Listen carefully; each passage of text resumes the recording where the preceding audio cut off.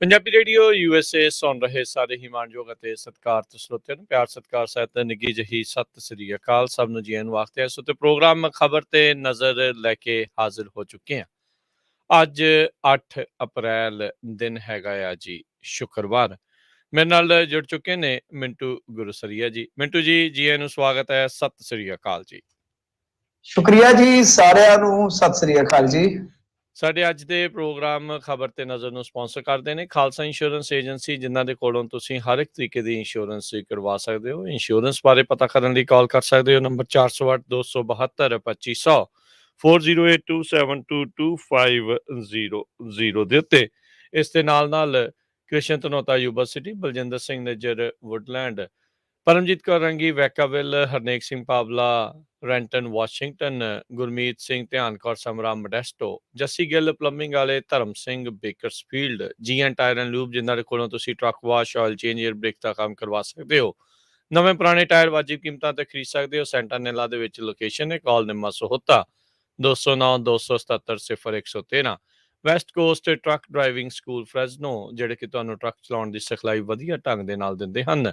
ਕਾਲ ਅਜੀਤ ਅਟਵਾਲ 559-374-4541। ਇਹਨਾਂ ਸਾਰਿਆਂ ਦਾ ਧੰਨਵਾਦ। ਜੇਕਰ ਤੁਸੀਂ ਜਾਂ ਕੋਈ ਹੋਰ ਕਾਰੋਬਾਰ ਇਸ ਪ੍ਰੋਗਰਾਮ ਨੂੰ ਸਪਾਂਸਰ ਕਰਨਾ ਚਾਹੁੰਦੇ ਹੋਵੋ, ਸੰਪਰਕ ਕਰ ਸਕਦੇ ਹੋ 408-722-7698 ਦੇ ਉੱਤੇ।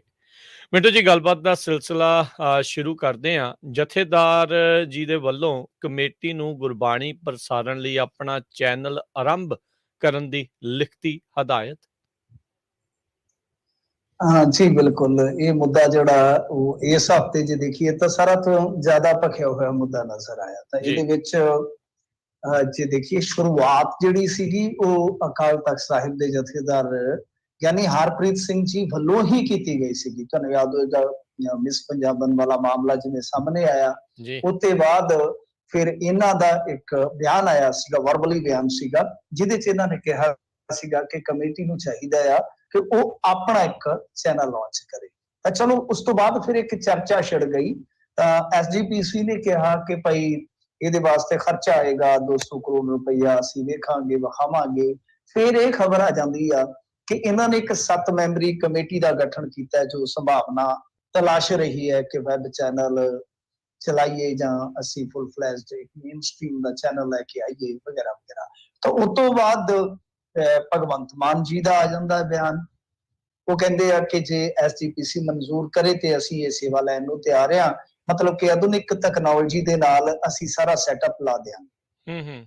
ਤੇ ਉਸ ਤੋਂ ਬਾਅਦ ਕਮੇਟੀ ਨੇ ਆਖਿਆ ਕਿ ਭਾਈ ਆਪਣੇ ਕੰਮ ਨਾਲ ਮਤਲਬ ਰੱਖੋ, ਸਾਨੂੰ ਨਹੀਂ ਚਾਹੀਦੀ ਤੁਹਾਡਾ ਇਹ ਸਾਰਾ ਕੁਝ, ਕਿਉਂਕਿ ਤੁਹਾਡਾ ਕੰਮ ਹੋ ਰਿਹਾ, ਸਾਡਾ ਕੰਮ ਹੋ ਰਿਹਾ, ਤੁਸੀਂ ਸਾਡੇ ਕੰਮ 'ਚ ਦਖਲ ਨਾ ਦਿਓ ਤੇ ਚੰਗੀ ਗੱਲ ਹੈ।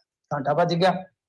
ਉਸ ਤੋਂ ਬਾਅਦ ਹੁਣ ਅਕਾਲ ਤਖ਼ਤ ਸਾਹਿਬ ਦੇ ਜਥੇਦਾਰ ਗਿਆਨੀ ਹਰਪ੍ਰੀਤ ਸਿੰਘ ਜੀ ਨੇ ਦੁਬਾਰ ਤੋਂ ਇੱਕ ਤਰ੍ਹਾਂ ਨਾਲ ਕਹਿ ਲਓ ਕਿ ਇੱਕ ਲਿਖਤੀ ਹਦਾਇਤ ਕੀਤੀ ਆ ਕਿ ਭਾਈ ਇਹਨਾਂ ਨੂੰ ਚਾਹੀਦਾ ਹੈ ਕਿ ਇਹ ਆਪਣਾ ਚੈਨਲ ਲਾਂਚ ਕਰਨ। ਕੌਣ? SGPC ਵਾਲੇ। ਤਾਂ ਇਹਨਾਂ ਨੇ ਨਾਲ ਇਹ ਵੀ ਕਿਹਾ ਕਿ ਦੇਖੋ, ਜਦੋਂ ਤੱਕ ਚੈਨਲ ਲਾਂਚ ਨਹੀਂ ਹੋ ਜਾਂਦਾ, ਇਹ ਆਪਣੇ IT ਵਿੰਗ ਜਰੀਏ YouTube ਚੈਨਲ ਤੋਂ ਗੁਰਬਾਣੀ ਦਾ ਲਾਈਵ ਪ੍ਰਸਾਰਣ ਕਰਨ। ਤੇ ਨਾਲ ਉਹਨਾਂ ਨੇ ਕਿਹਾ ਕਿ ਜੇਕਰ ਭਗਵੰਤ ਮਾਨ ਜੀ ਗੁਰਬਾਣੀ ਦੇ ਪ੍ਰਚਾਰ ਪ੍ਰਸਾਰ ਨੂੰ ਲੈ ਕੇ ਇੰਨੇ ਹੀ ਚਿੰਤਤ ਹਨ, ਤਾਂ ਉਹਨਾਂ ਨੂੰ ਕੇਂਦਰੀ ਸੂਚਨਾ ਪ੍ਰਸਾਰਣ ਮੰਤਰੀ ਕੋਲੋਂ ਚੈਨਲ ਦੇ ਰਾਈਟਸ ਲਿਆ ਕੇ ਦਿੱਤੇ ਜਾਣ ਤਾਂ ਜੋ ਆਪਣਾ ਚੈਨਲ ਚਲਾ ਸਕਣ। ਫਿਰ ਉਹਨਾਂ ਨੇ ਅੱਗੇ ਕਿਹਾ ਇਸ ਦੇ ਵਿੱਚ ਕਿ SGPC ਅਤੇ ਸਿੱਖ ਕੌਮ ਕੋਲ ਬਹੁਤ ਪੈਸੇ ਦੀ ਕਮੀ ਨਹੀਂ ਹੈ ਤੇ ਵਿਦੇਸ਼ਾਂ ਚੋਂ ਵੀ ਸੰਗਤਾਂ ਦੇ ਫੋਨ ਆਉਣੇ ਸ਼ੁਰੂ ਹੋ ਗਏ ਆ। ਜੇਕਰ ਉਹਨਾਂ ਨੂੰ ਆਪਣਾ ਚੈਨਲ ਚਲਾਉਣ ਵਾਸਤੇ ਰਾਈਟਸ ਮਿਲਦੇ ਹਨ ਤਾਂ ਉਹ ਜ਼ਰੂਰ ਇਸ ਚੈਨਲ ਨੂੰ ਚਲਾ ਸਕਦੇ। ਤੇ ਬਾਕੀ ਪੰਜਾਬ ਸਰਕਾਰ ਨੂੰ ਵੀ ਉਹਨਾਂ ਨੇ ਕਿਹਾ ਕਿ ਜਲਦ ਤੋਂ ਜਲਦ ਚੈਨਲ ਲਈ ਲੋੜੀਂਦੀਆਂ ਕਾਨੂੰਨੀ ਪ੍ਰਕਿਰਿਆਵਾਂ ਪੂਰੀਆਂ ਕਰਕੇ 1 ਮਹੀਨੇ ਦੇ ਅੰਦਰ ਅੰਦਰ ਚੈਨਲ ਨੂੰ ਸ਼ੁਰੂ ਕਰਵਾਇਆ ਜਾਏ। ਸੋ ਇਹ ਇਹਨਾਂ ਦਾ ਬਿਆਨ ਆ, ਸਾਰਾਂਸ਼ ਆ ਇਹਨਾਂ ਦੇ ਬਿਆਨ ਦਾ। ਖੈਰ, ਗੱਲ ਇਹ ਆ ਕਿ ਦੇਖੋ, ਅਕਾਲ ਤਖ਼ਤ ਸਾਹਿਬ ਦੇ ਜਥੇਦਾਰ ਯਾਨੀ ਹਰਪ੍ਰੀਤ ਸਿੰਘ ਜੀ ਨੇ ਹੁਣ ਲਿਖਤੀ ਹਦਾਇਤ ਦਿੱਤੀ ਹੈ ਤੇ ਮੇਰੇ ਖਿਆਲ ਦੇ ਨਾਲ ਇਹਦਾ ਮਤਲਬ ਇਹ ਆ ਕਿ ਸਰਕਾਰ ਨਹੀਂ, ਹੁਣ ਸਿੱਧੇ ਤੌਰ ਤੇ ਐਸਜੀਪੀਸੀ ਹੀ ਕਿਤੇ ਨਾ ਕਿਤੇ ਇਹ ਚੈਨਲ ਲਾਂਚ ਕਰੇਗੀ। ਹਾਂ, ਸਰਕਾਰ ਉਹਦੇ ਵਿੱਚ ਜੋ ਰਸਮ ਪੂਰਤੀ ਹੁੰਦੀ ਹੈ, ਵੈਸੇ ਮੇਰੇ ਖਿਆਲ ਦੇ ਨਾਲ ਕੋਈ ਅੜਿੱਕਾ ਨਹੀਂ ਆਏਗਾ। ਵੇਖੋ, ਪਹਿਲੀ ਗੱਲ ਤੇ ਇਹ ਆ, ਤੁਸੀਂ ਬਿਹਤਰ ਜਾਣਦੇ ਹੋ ਰਾਜਕਰਨਵੀਰ ਸਿੰਘ ਜੀ, ਔਰ ਆਈਟੀ ਦੇ ਵੀ ਜਾਣੂ ਹੋ ਤੁਸੀਂ, ਕਿ 200 ਕਰੋੜ ਰੁਪਈਆ ਤੇ ਮੈਨੂੰ ਨਹੀਂ ਲੱਗਦਾ ਕਿ ਚੈਨਲ ਚਲਾਉਣ ਵਾਸਤੇ ਖਰਚ ਆਉਂਦਾ ਹੈ। ਚਾਹੇ ਤੁਸੀਂ ਜਿਹੜਾ ਮਰਜ਼ੀ ਆਪਾਂ ਖੇਤਰੀ ਚੈਨਲ ਕਹਿ ਲਈਏ, ਤੇ ਬੜੀ ਵੱਡੀ ਰਕਮ ਦੱਸੀ ਜਾਂਦੀ ਸੀ ਉਦੋਂ। ਤੇ ਖੈਰ, ਦੂਜੀ ਗੱਲ ਇਹ ਹੈ ਕਿ ਜੇ ਨਹੀਂ ਵੀ ਚਲਾਉਣਾ, ਔਰ ਜੇ ਤਾਂ ਚਲਾਉਣਾ ਹੈ, ਤੇ ਮੈਂ ਤਾਂ ਕਹਿੰਦਾ ਕਿ ਫਿਰ ਇਹਨਾਂ ਦੇ ਕੋਲ ਇਸ ਤਰ੍ਹਾਂ ਦੀਆਂ ਸੰਭਾਵਨਾਵਾਂ ਹੈਗੀਆਂ ਕਿ ਬਹੁਤ ਸਾਰੇ ਸਿੱਖਾਂ ਦੇ ਪ੍ਰੋਗਰਾਮ ਹੁੰਦੇ ਰਹਿੰਦੇ ਆ, ਉਹ ਸਾਰੇ ਲਾਈਵ ਕੀਤੇ ਜਾ ਸਕਦੇ ਆ, ਸਪਾਂਸਰਸ ਦੀ ਕੋਈ ਕਮੀ ਨਹੀਂ ਆਏਗੀ। ਮਤਲਬ ਕਿ ਜਿੱਦਾਂ ਕਹਿ ਲਈਏ ਕਿ 24 ਘੰਟੇ ਚੈਨਲ ਚੱਲਦਾ ਰਹਿ ਸਕਦਾ, ਔਰ ਉਹ ਵੀ ਗੁਰਬਾਣੀ ਜਾਂ ਗੁਰਮਤਿ ਦਾ ਗਿਆਨ ਜੋ ਵੀ ਹੈ, ਤਾਂ ਉਹ ਸਾਰਾ ਕੁਝ ਟੈਲੀਕਾਸਟ ਹੋ ਸਕਦਾ ਹੈ। ਮਤਲਬ ਕੱਲੀ ਲਾਈਵ ਗੁਰਬਾਣੀ 2 ਟਾਈਮ ਉਹ ਤੇ ਹੋਣੀ ਹੈ ਲਾਈਵ। ਇਸ ਤੋਂ ਇਲਾਵਾ ਮੈਨੂੰ ਇਹ ਲੱਗਦਾ ਹੈ ਕਿ ਉਹਦੇ 'ਚ ਅਥਾਹ ਸੰਭਾਵਨਾ ਹੈ ਕਿ ਆਪਾਂ ਦੇਖੀਏ, ਆਰਥਿਕ ਪੱਖ ਤੋਂ ਵੀ ਦੇਖਦੇ ਹਾਂ ਕਿਸੇ ਚੈਨਲ ਨੂੰ ਕਿ ਮਜ਼ਬੂਤੀ ਨਾਲ ਉਹ ਚੱਲੇ, ਤੇ ਮੈਨੂੰ ਨਹੀਂ ਲੱਗਦਾ ਕੋਈ ਸਪਾਂਸਰਸ ਦੀ ਕਮੀ ਆਏਗੀ। ਸਪਾਂਸਰਸ ਹਰੇਕ ਪ੍ਰੋਗਰਾਮ ਤੇ ਹੋਣਗੇ, ਔਰ ਇਹਦੇ ਨਾਲ ਕੀ ਹੈ ਕਿ ਸਿੱਖਾਂ ਦੇ ਦੂਸਰੇ ਪ੍ਰੋਗਰਾਮ ਵੀ ਕਵਰ ਕੀਤੇ ਜਾ ਸਕਦੇ, ਸਮਾਗਮ ਕਵਰ ਕੀਤੇ ਜਾ ਸਕਦੇ ਆ। ਬਾਹਰ ਤੁਹਾਡੇ ਜਿੱਦਾਂ ਇੱਥੇ ਨਗਰ ਕੀਰਤਨ ਹੁੰਦੇ ਨੇ, ਹੋਰ ਸਮਾਗਮ ਹੁੰਦੇ ਆ ਵੱਡੇ, ਕੋਈ ਇਕੱਠ ਹੁੰਦੇ ਨੇ, ਕੋਈ ਕਾਨਫਰੰਸ ਹੁੰਦੀ ਹੈ, ਤਾਂ ਮੇਰੇ ਖਿਆਲ ਦੇ ਨਾਲ ਉਹ ਵੀ ਚੀਜ਼ਾਂ ਕਵਰ ਕੀਤੀਆਂ ਜਾ ਸਕਦੀਆਂ ਜੇਕਰ ਦੇਖਿਆ ਜਾਵੇ। ਤਾਂ 200 ਕਰੋੜ ਰੁਪਏ ਦਾ ਬਜਟ ਪਤਾ ਨਹੀਂ ਕੀ ਸੋਚ ਕੇ ਦਿੱਤਾ ਜਾ ਰਿਹਾ, ਮੈਨੂੰ ਨਹੀਂ ਲੱਗਦਾ ਕਿ ਇੰਨਾ ਪੈਸਾ ਲੱਗਦਾ ਹੋਏਗਾ। ਔਰ ਦੂਜੀ ਗੱਲ ਆ ਕਿ ਅਕਾਲ ਤਖਤ ਸਾਹਿਬ ਦੇ ਜਿਹੜੇ ਜਥੇਦਾਰ ਗਿਆਨੀ ਹਰਪ੍ਰੀਤ ਸਿੰਘ ਜੀ ਹੈ, ਮੇਰੇ ਖਿਆਲ ਦੇ ਨਾਲ ਜਿਹੜਾ ਉਹਨਾਂ ਦਾ ਬਿਆਨ ਆਇਆ, ਲਿਖਤੀ ਆਇਆ, ਉਹ ਇਸੇ ਕਰਕੇ ਹੀ ਆਇਆ ਕਿ ਭਗਵੰਤ ਮਾਨ ਹੋਰਾਂ ਦੀ ਜਿਹੜੀ ਪੇਸ਼ਕਸ਼ ਆ, ਜਿਹਦਾ ਕੁਝ ਅਸਰ ਹੋਇਆ ਲੋਕਾਂ ਦੇ ਵਿੱਚ, ਕਿ ਉਸ ਅਸਰ ਨੂੰ ਬੇਅਸਰ ਕਰ ਦਿੱਤਾ ਜਾਵੇ, ਤਾਂ ਕਿ ਸਿੱਧੇ ਤੌਰ ਤੇ ਐਸਜੀਪੀਸੀ ਹੀ ਮੈਦਾਨ 'ਚ ਉਤਰੇ, ਐਸਜੀਪੀਸੀ ਹੀ ਇਹ ਕਦਮ ਚੁੱਕੇ। ਔਰ ਇਹ ਕਦਮ ਮੇਰੇ ਖਿਆਲ ਦੇ ਨਾਲ ਹੁਣ ਉਹਨਾਂ ਨੂੰ ਪਤਾ ਲੱਗ ਗਿਆ ਕਿ ਚੁੱਕਣਾ ਲਾਜ਼ਮੀ ਹੈ। ਪਰ ਗਿਆਨੀ ਹਰਪ੍ਰੀਤ ਸਿੰਘ ਜੀ ਨੂੰ ਗੁਜ਼ਾਰਿਸ਼ ਹੈ ਕਿ ਕਿਰਪਾ ਕਰਕੇ ਜੇ ਹੁਣ ਤੁਸੀਂ ਲੱਗੇ ਹੋ ਇਹ ਸੋਚ ਕੇ ਇੱਧਰ ਨੂੰ ਕਦਮ ਤੁਸੀਂ ਪਟਵਾਉਣਾ ਚਾਹੁੰਦੇ ਹੋ ਕਿ ਤੁਰੋ ਭਾਈ ਉਧਰ ਗਲਤ ਹੋ ਰਿਹਾ, ਉਹ ਗਲਤ ਕਿਉਂ ਹੋਇਆ ਤੇ ਕਿਹਨਾਂ ਦੇ ਕਰਕੇ ਹੋਇਆ, ਜ਼ਰਾ ਉਹਦੀ ਵੀ ਥੋੜੀ ਜੀ ਕਿਤੇ ਨਾ ਕਿਤੇ ਭੋਖ ਪੜਤਾਲ ਹੋ ਜਾਵੇ, ਤੇ ਮੇਰੇ ਖਿਆਲ ਦੇ ਨਾਲ ਗੱਲ ਸੋਨੇ ਤੇ ਸੁਹਾਗੇ ਵਾਲੀ ਹੋ ਜਾਣੀ। ਜੀ, ਜੇ ਹੋ ਜਾਵੇ ਤਾਂ ਗੱਲ ਹੈ ਨਾ, ਜੇ ਹੀ ਤਾਂ ਹੱਥ ਨਹੀਂ ਆਉਂਦੀ ਮਿੰਟੂ ਜੀ। ਹੁਣ ਦੇਖੋ ਅੱਗੇ ਜਿਹੜਾ ਹੋਏ ਇਸ ਦੇ ਵਿੱਚ ਬਣਨਾ ਕੀ ਆ। ਨਾਜਾਇਜ਼ ਮਾਈਨਿੰਗ ਨੂੰ ਲੈ ਕੇ ਛਿੜਿਆ ਵਿਵਾਦ, ਨਵਜੋਤ ਸਿੱਧੂ ਨੇ ਵੀਡੀਓ ਸਾਂਝੀ ਕਰਕੇ ਵਿੰਨੇ ਆਪ ਦੇ ਉੱਤੇ ਨਿਸ਼ਾਨੇ। ਹਾਂ, ਦੇਖੋ, ਮਾਈਨਿੰਗ ਦੇ ਮੁੱਦੇ ਤੇ ਤੁਹਾਨੂੰ ਪਤਾ ਹੀ ਹੈ ਕਿ ਕੱਲ ਹੀ ਇਹਨਾਂ ਨੇ ਇੱਕ ਐਕਸ਼ਨ ਪਲਾਨ ਜਿਹੜਾ ਹੈ ਉਹ ਲਿਖਿਆ ਸੀਗਾ। ਹੁਣ ਰਾਤੋਂ ਰਾਤ ਇਹ ਚੀਜ਼ਾਂ ਨਹੀਂ ਐਗਜ਼ੀਕਿਊਟ ਹੁੰਦੀਆਂ ਜਿਵੇਂ ਇਹਨਾਂ ਨੇ ਕੱਲ ਕਿਹਾ ਸੀਗਾ, ਕਿਉਂਕਿ ਦੇਖੋ ਜਦੋਂ ਕੱਲ ਗੱਲਬਾਤ ਹੋ ਰਹੀ ਸੀਗੀ ਨਾ, ਤੇ ਦੱਸਦੇ ਆ ਕਿ ਇੱਕ ਠੇਕੇਦਾਰ ਹੀ ਬੋਲਿਆ ਕਿ ਨੇਤਾ ਅਤੇ ਪੁਲਿਸ ਵਾਲੇ ਹੀ ਸਾਡੇ ਤੇ ਦਬਾਅ ਪਾਉਂਦੇ ਆ, ਮਤਲਬ ਕਿ ਉਹ ਦਾਬਾ ਪਾਉਂਦੇ ਆ ਕਿ ਭਾਈ ਇਹ ਕੰਮ ਕਰੋ, ਨਾਲੇ ਤੁਸੀਂ ਖਾਓ ਤੇ ਨਾਲੇ ਸਾਨੂੰ ਖਵਾਓ, ਮਤਲਬ ਕਿ ਸੇਵੀਆਂ ਬਣਾਓ, ਸਾਨੂੰ ਵੀ ਉਹਨਾਂ ਦਾ ਟੇਸਟ ਕਰਾਓ ਤੇ ਆਪ ਵੀ ਮਜ਼ੇ ਨਾਲ ਖਾਓ। ਜਿੱਥੇ ਇਹ ਕਹਾਣੀ ਹੈ ਤਾਂ ਫਿਰ ਤੁਹਾਨੂੰ ਪਤਾ ਹੀ ਹੈ ਕਿ ਕਹਾਣੀ ਕਿੰਨੀ ਉਲਝਵੀਂ ਹੋਊਗੀ, ਕਿੰਨੀ ਖਰਾਬ ਹੋਏਗੀ। ਤਾਂ ਇਹਦਾ ਮਤਲਬ ਇਹੀ ਹੈ ਕਿ ਬਹੁਤ ਕੁਝ ਕਰਨ ਦੀ ਜ਼ਰੂਰਤ ਹੈ। ਹਾਲਾਂਕਿ ਜਿਹੜੇ ਮਾਈਨਿੰਗ ਮਿਨਿਸਟਰ ਨੇ ਮਿਸਟਰ ਹਰਜੋਤ ਬੈਂਸ, ਉਹਨਾਂ ਨੂੰ ਦੇਖਿਆ ਆਪਾਂ ਕਾਫੀ ਉਹ ਕਾਲੀ ਕਦਮ ਚੁੱਕ ਰਹੇ ਨੇ, ਪਰ ਮੈਂ ਜਿਵੇਂ ਕਿਹਾ ਕਿ ਇਹ ਚੋਰੀ ਇੰਨੀ ਜ਼ਿਆਦਾ ਡੂੰਘੀ ਆ, ਇੰਨੀ ਜ਼ਿਆਦਾ ਜੜੇ ਦੀ ਥੱਲੇ ਗਈ ਆ ਪਤਾਲ ਦੇ ਵਿੱਚ, ਰਾਜਕਰਨਵੀਰ ਸਿੰਘ ਜੀ ਜਿੰਨਾ ਕੋ ਅਸੀਂ ਜਾਣਦੇ, ਛੇਤੀ ਨਹੀਂ ਪੱਟ ਹੋਣੀ। ਹਾਂ, ਲੱਗੇ ਰਹਿਣ, ਪੱਟ ਹੋ ਜਾਊਗੀ। ਕਈ ਵਾਰ ਆਪਾਂ ਦੇਖਦੇ ਹਾਂ ਨਾ, ਬੜਾ ਵੱਡਾ ਦਰਖਤ ਹੁੰਦਾ ਹੈ, ਉਹ ਡੇਗ ਲਿਆ ਜਾਂਦਾ ਹੈ ਜਦੋਂ ਪੱਟਣ ਆਉਂਦੇ ਨਾ ਦਰਖਤ, ਅੱਛਾ ਉਹ ਪੱਟ ਲਿਆ ਜਾਂਦਾ ਹੈ। ਪਰ ਜਦੋਂ ਮੁੱਢ ਪੱਟਣਾ ਹੁੰਦਾ ਹੈ ਨਾ, ਮਤਲਬ ਕਿ ਉੱਤੋਂ ਤੇ ਰੁੱਖ ਵੱਢ ਦਿੱਤਾ, ਡਿੱਗ ਪਿਆ, ਸਾਰਾ ਸ਼ਾਂਗ ਲਾ ਲਿਆ, ਪੱਤ ਲਾ ਲਏ, ਸਾਰਾ ਕੁਝ ਹੋ ਗਿਆ। ਪਰ ਜਦ ਤਣਾ ਪੱਟਣਾ ਹੁੰਦਾ ਹੈ ਨਾ, ਤੇ ਫਿਰ ਟਰੈਕਟਰ ਦਾ ਵੀ ਤਾਣ ਲੱਗ ਜਾਂਦਾ, ਬਹੁਤ ਔਖਾ ਤਣਾ ਪੱਟਿਆ ਜਾਂਦਾ, ਉਹ ਭਾਵੇਂ ਪਿੱਪਲ ਹੋਵੇ, ਬੋਹੜ ਹੋਵੇ ਜਾਂ ਕੋਈ ਹੋਰ ਰੁੱਖ ਹੋਵੇ। ਸੋ ਗੱਲ ਇਹ ਆ ਕਿ ਉਹ ਤਣਾ ਜਾਂ ਉਹ ਜੜ ਪੱਟਣ ਲਈ ਕਾਫੀ ਤਾਣ ਲਾਉਣਾ ਪਵੇਗਾ। ਸੋ ਸਾਰਾ ਕੁਝ ਜਿਹੜਾ ਮੈਨੂੰ ਨਹੀਂ ਲੱਗਦਾ ਰਾਤੋਂ ਰਾਤ, ਦੇਖੋ ਮੈਂ ਵੀ ਆਲੋਚਕ ਹਾਂ ਸਰਕਾਰ ਦਾ, ਔਰ ਸਰਕਾਰ ਦਾ ਆਲੋਚਕ ਹੀ ਪੱਤਰਕਾਰਤਾ ਦੇ ਵਿੱਚ ਆਪਾਂ ਕਹ ਲਈਏ ਕਿ ਕੁਝ ਰੋਲ ਅਦਾ ਕਰ ਸਕਦਾ, ਅਦਰਵਾਈਜ਼ ਤੇ ਫਿਰ ਭਾਈ ਉਹਨਾਂ ਦਾ ਇੱਕ ਕਾਰਕੁਨ ਨਹੀਂ ਬਣ ਕੇ ਰਹਿ ਜਾਏਗਾ। ਪਰੰਤੂ ਕੁਝ ਚੀਜ਼ਾਂ ਨੇ ਜਿੱਥੇ ਤੁਹਾਨੂੰ कह लो कि उन्होंने समा देना ही पे, पर यह है कि तुसी शुरुआत करते जाओ, शुरुआत करते जाओ कि हाँ भाई एक खड्ड, दो खड्ड, चार खड्डा, कि आ साडा भाई मतलब कि माइनिंग का प्रोसैस होएगा, साडी नीति होएगी, आ कुछ होएगा, ते जे कोई जिम्मेवार पाया गया बख्शना असी कोई नहीं। जिवें वो प्रधानमंत्री कहंदा हुंदा ना बाचे के वाला, नहीं बख्शना, नहीं बख्शना, तो फिर असी बख्शना नहीं किसी। सो दूजे पासे सिद्धू साहब है जिहड़े, सिद्धू साहब तुहानूं पता है कि देखो सिद्धू दी राजनीति दा काट इन्हां दे कोल सी। मतलब कि सिद्धू साहब जदों भी कहते सन कि मैं माइनिंग पॉलिसी लेके आनी है, पंजाब मॉडल वगैरह वगैरह, ਉਹਦੀ ਕਾਟ ਕੌਣ ਕਰ ਰਿਹਾ ਸੀ? ਅਰਵਿੰਦ ਕੇਜਰੀਵਾਲ। ਉਹ ਕਹਿੰਦੇ ਸਨ ਕਿ ਇੱਥੇ ਰੇਤ ਮਾਫੀਆ 20,000 ਦਾ ਕੰਮ ਕਰਦਾ ਹੈ। ਤਾਂ ਹੁਣ ਜਦ ਜਿਵੇਂ ਇਹਨਾਂ ਨੇ ਐਲਾਨ ਕੀਤਾ ਕਿ ਅਸੀਂ ਪਾਲਿਸੀ ਲੈ ਕੇ ਆ ਰਹੇ ਹਾਂ, ਤਾਂ ਫਿਰ ਇਹ ਵੀ ਆ ਗਏ, ਇਹਨਾਂ ਨੇ ਲਾਈਵ ਜਾ ਕੇ ਦਿਖਾਇਆ ਕਿ ਕਿਸ ਤਰੀਕੇ ਦੇ ਨਾਲ। ਇੱਕ ਤੇ ਇਹ ਆ ਕਿ ਜਿਹੜੀ ਟਰਾਲੀ 3500 4000 ਦੀ ਸੀਗੀ, ਉਹ 9000 ਰੁਪਏ ਦੀ ਵਿਕ ਰਹੀ ਹੈ। ਤੇ ਦੂਜਾ ਕਿ ਨਾਜਾਇਜ਼ ਮਾਈਨਿੰਗ ਜਿਹੜੀ ਆ ਉਹ ਹੋ ਰਹੀ ਹੈ। ਉਹਨਾਂ ਨੇ ਟਵਿੱਟਰ ਤੇ ਗੈਰ ਕਾਨੂੰਨੀ ਮਾਈਨਿੰਗ ਦੀ ਜਿਹੜੀ ਕੋਈ ਕਥਿਤ ਵੀਡੀਓ ਆ ਉਹ ਵੀ ਸਾਂਝੀ ਕੀਤੀ ਆ। ਉਹਨਾਂ ਨੇ ਆਖਿਆ ਗੈਰ ਕਾਨੂੰਨੀ ਮਾਈਨਿੰਗ ਬੇਰੋਕ ਜਾਰੀ ਹੈ, ਸਰਕਾਰ ਕੀ ਕਰ ਰਹੀ ਹੈ? Question mark. ਅਰਵਿੰਦ ਕੇਜਰੀਵਾਲ ਜੀ, ਰੇਤ ਦੇ 20,000 ਕਰੋੜ ਕਿੱਥੇ ਹੈ? ਕਿਉਂਕਿ ਆਲਵੇਜ਼ ਤੁਸੀਂ ਸੁਣਿਆ ਹੋਣਾ ਕੇਜਰੀਵਾਲ ਸਾਹਿਬ ਕਹਿੰਦੇ ਸਨ ਕਿ 20,000 ਕਰੋੜ ਤੇ ਅਸੀਂ ਇੱਥੋਂ ਹੀ ਇਕੱਠਾ ਕਰ ਲੈਣਾ। ਉਹ ਕਹਿੰਦੇ ਕਿ ਕਿੱਥੇ ਨੇ? ਸੋ ਸਾਰੀਆਂ ਚੀਜ਼ਾਂ ਸਾਨੂੰ ਵੇਖਣੀਆਂ ਪੈਣਗੀਆਂ। ਇੱਕ ਦਿਨ ਅੱਗੇ ਆਪਾਂ ਇਸੇ ਪ੍ਰੋਗਰਾਮ ਦੇ ਵਿੱਚ ਗੱਲਬਾਤ ਕੀਤੀ ਸੀਗੀ ਤੇ ਮੈਂ ਉਦੋਂ ਦੱਸਿਆ ਸੀ ਤੁਹਾਨੂੰ ਕਿ ਕਿਸ ਤਰੀਕੇ ਦੇ ਨਾਲ ਇੱਟ ਜਿਹੜੀ ਆ ਉਹ ਮਹਿੰਗੀ ਹੋ ਜਾਏਗੀ, ਕਿਉਂਕਿ ਇਹਨਾਂ ਨੇ ਮਤਲਬ ਕਿ ਯਕਦਮ ਜਿਹੜੀ GST ਆ ਉਹ ਚੱਕ ਦਿੱਤੀ ਤਕਰੀਬਨ 6-7%। ਤੇ ਹੁਣ ਰੇਤਾ ਵੀ, ਸੀਮੈਂਟ ਵੀ ਚੜ ਗਿਆ, ਸਰਗਿਆ ਵੀ ਚੜ ਗਿਆ, ਸਟੀਲ ਵੀ ਚੜ ਗਈ, ਲੱਕੜ ਵੀ ਚੜ ਗਈ। तो घर बनाना बहुत औखा कार्ज हो जाएगा। घर भी नहीं, निक्कियां मोटियां सारियां बंद हो गई। जदों इस तरह दी सारियां बंद हो गई, मतलब कि सख्ती करो वो वाजिब है, जरूरी भी है, मुबारक भी है तुहानू, पर यह भी मद्देनजर रखना पएगा कि रेत बजरी घट्टो घट्टो रेट ना चढ़। ਇਹ ਜ਼ਰੂਰੀ ਹੁੰਦਾ ਕਿਉਂਕਿ ਆਪਾਂ ਦੇਖਦੇ ਹਾਂ ਨਾ ਉਹ ਸਾਰੀ ਇੱਕ ਐਸਾ ਸੈਕਟਰ ਹੈ ਜਿਹਦੇ ਵਿੱਚ ਰਾਜ ਕਰਨਵੀਰ ਸਿੰਘ ਜੀ ਰੋਜ਼ਗਾਰ ਨਿਕਲਦਾ ਹੈ ਔਰ ਬਹੁਤ ਸਾਰਾ ਰੋਜ਼ਗਾਰ ਨਿਕਲਦਾ ਹੈ। ਤਾਂ ਜਿੰਨੀ ਸਾਡੀ ਉਸਾਰੀ ਹੋਏਗੀ ਨਾ ਆਰਥਿਕਤਾ ਨੂੰ ਵੀ ਉਹਨਾਂ ਠੁਮਣਾ ਮਿਲੇਗਾ। ਤਾਂ ਮੈਂ ਇਲਜ਼ਾਮ ਤਰਾਸ਼ੀ ਦੀ ਗੱਲ ਤੇ ਨਹੀਂ ਕਰਾਂਗਾ, ਨਾ ਹੀ ਸਿੱਧੂ ਸਾਹਿਬ ਨੂੰ ਗਲਤ ਕਵਾਂਗਾ ਨਾ ਉਹਨਾਂ ਨੂੰ ਗਲਤ ਕਵਾਂਗਾ, ਪਰ ਗੱਲ ਇਹ ਹੈ ਕਿ ਗਲਤ ਇੱਥੇ ਹੋ ਰਿਹਾ। ਮਾਈਨਿੰਗ ਹਾਲੇ ਵੀ ਚੱਲਦੀ ਆ ਕਿਉਂਕਿ ਤੁਹਾਨੂੰ ਯਾਦ ਹੋਏਗਾ ਹੁਸ਼ਿਆਰਪੁਰ ਦੇ ਵਿੱਚ ਇਹਨਾਂ ਨੇ ਮਾਫੀਆ ਦਾ ਬਾਪ ਫੜਿਆ ਸੀਗਾ। ਮਤਲਬ ਮਾਫੀਆ ਦਾ ਬਾਪ ਕੀ ਕਿ ਪੈਰਲਲ ਇੱਕ ਮਾਫੀਆ ਚੱਲ ਰਿਹਾ ਸੀਗਾ ਜਿਹੜਾ ਮਾਫੀਆ ਤੋਂ ਹੀ ਉਗਰਾਹੀ ਕਰ ਰਿਹਾ ਸੀ, ਮਤਲਬ ਕਿ ਜਿਹੜੇ ਇਲੀਗਲ ਮਾਈਨਿੰਗ ਕਰ ਰਹੇ ਸੀ ਉਹਨਾਂ ਤੋਂ ਪੈਸਾ ਉਗਰਾ ਰਿਹਾ ਸੀ। ਤਾਂ 1 ਕਰੋੜ 65 ਲੱਖ ਰੁਪਏ ਦੀ ਨਗਦੀ ਹੋਈ, ਜਿਹੜੇ ਕਿ ਦੱਸਦੇ ਕਿ ਕਈ 100 ਕਰੋੜ ਦੀ ਉਹਨਾਂ ਨੇ ਉਗਰਾਹੀ ਕੀਤੀ ਸੀਗੀ। ਸੋ ਤੁਸੀਂ ਆਪ ਅੰਦਾਜ਼ਾ ਲਾ ਲਓ ਕਿ ਇਲੀਗਲ ਮਾਈਨਿੰਗ ਕਿੰਨੇ ਵੱਡੇ ਪੱਧਰ ਤੇ ਹੋਏਗੀ ਕਿ ਉਹਦੇ ਕੋਲੋਂ ਆ ਕੇ ਇੱਕ ਗਰੋਹ ਜਿਹੜਾ ਉਹੀ ਕਰੋੜਾਂ ਦੀ ਵਸੂਲੀ ਕਰ ਗਿਆ।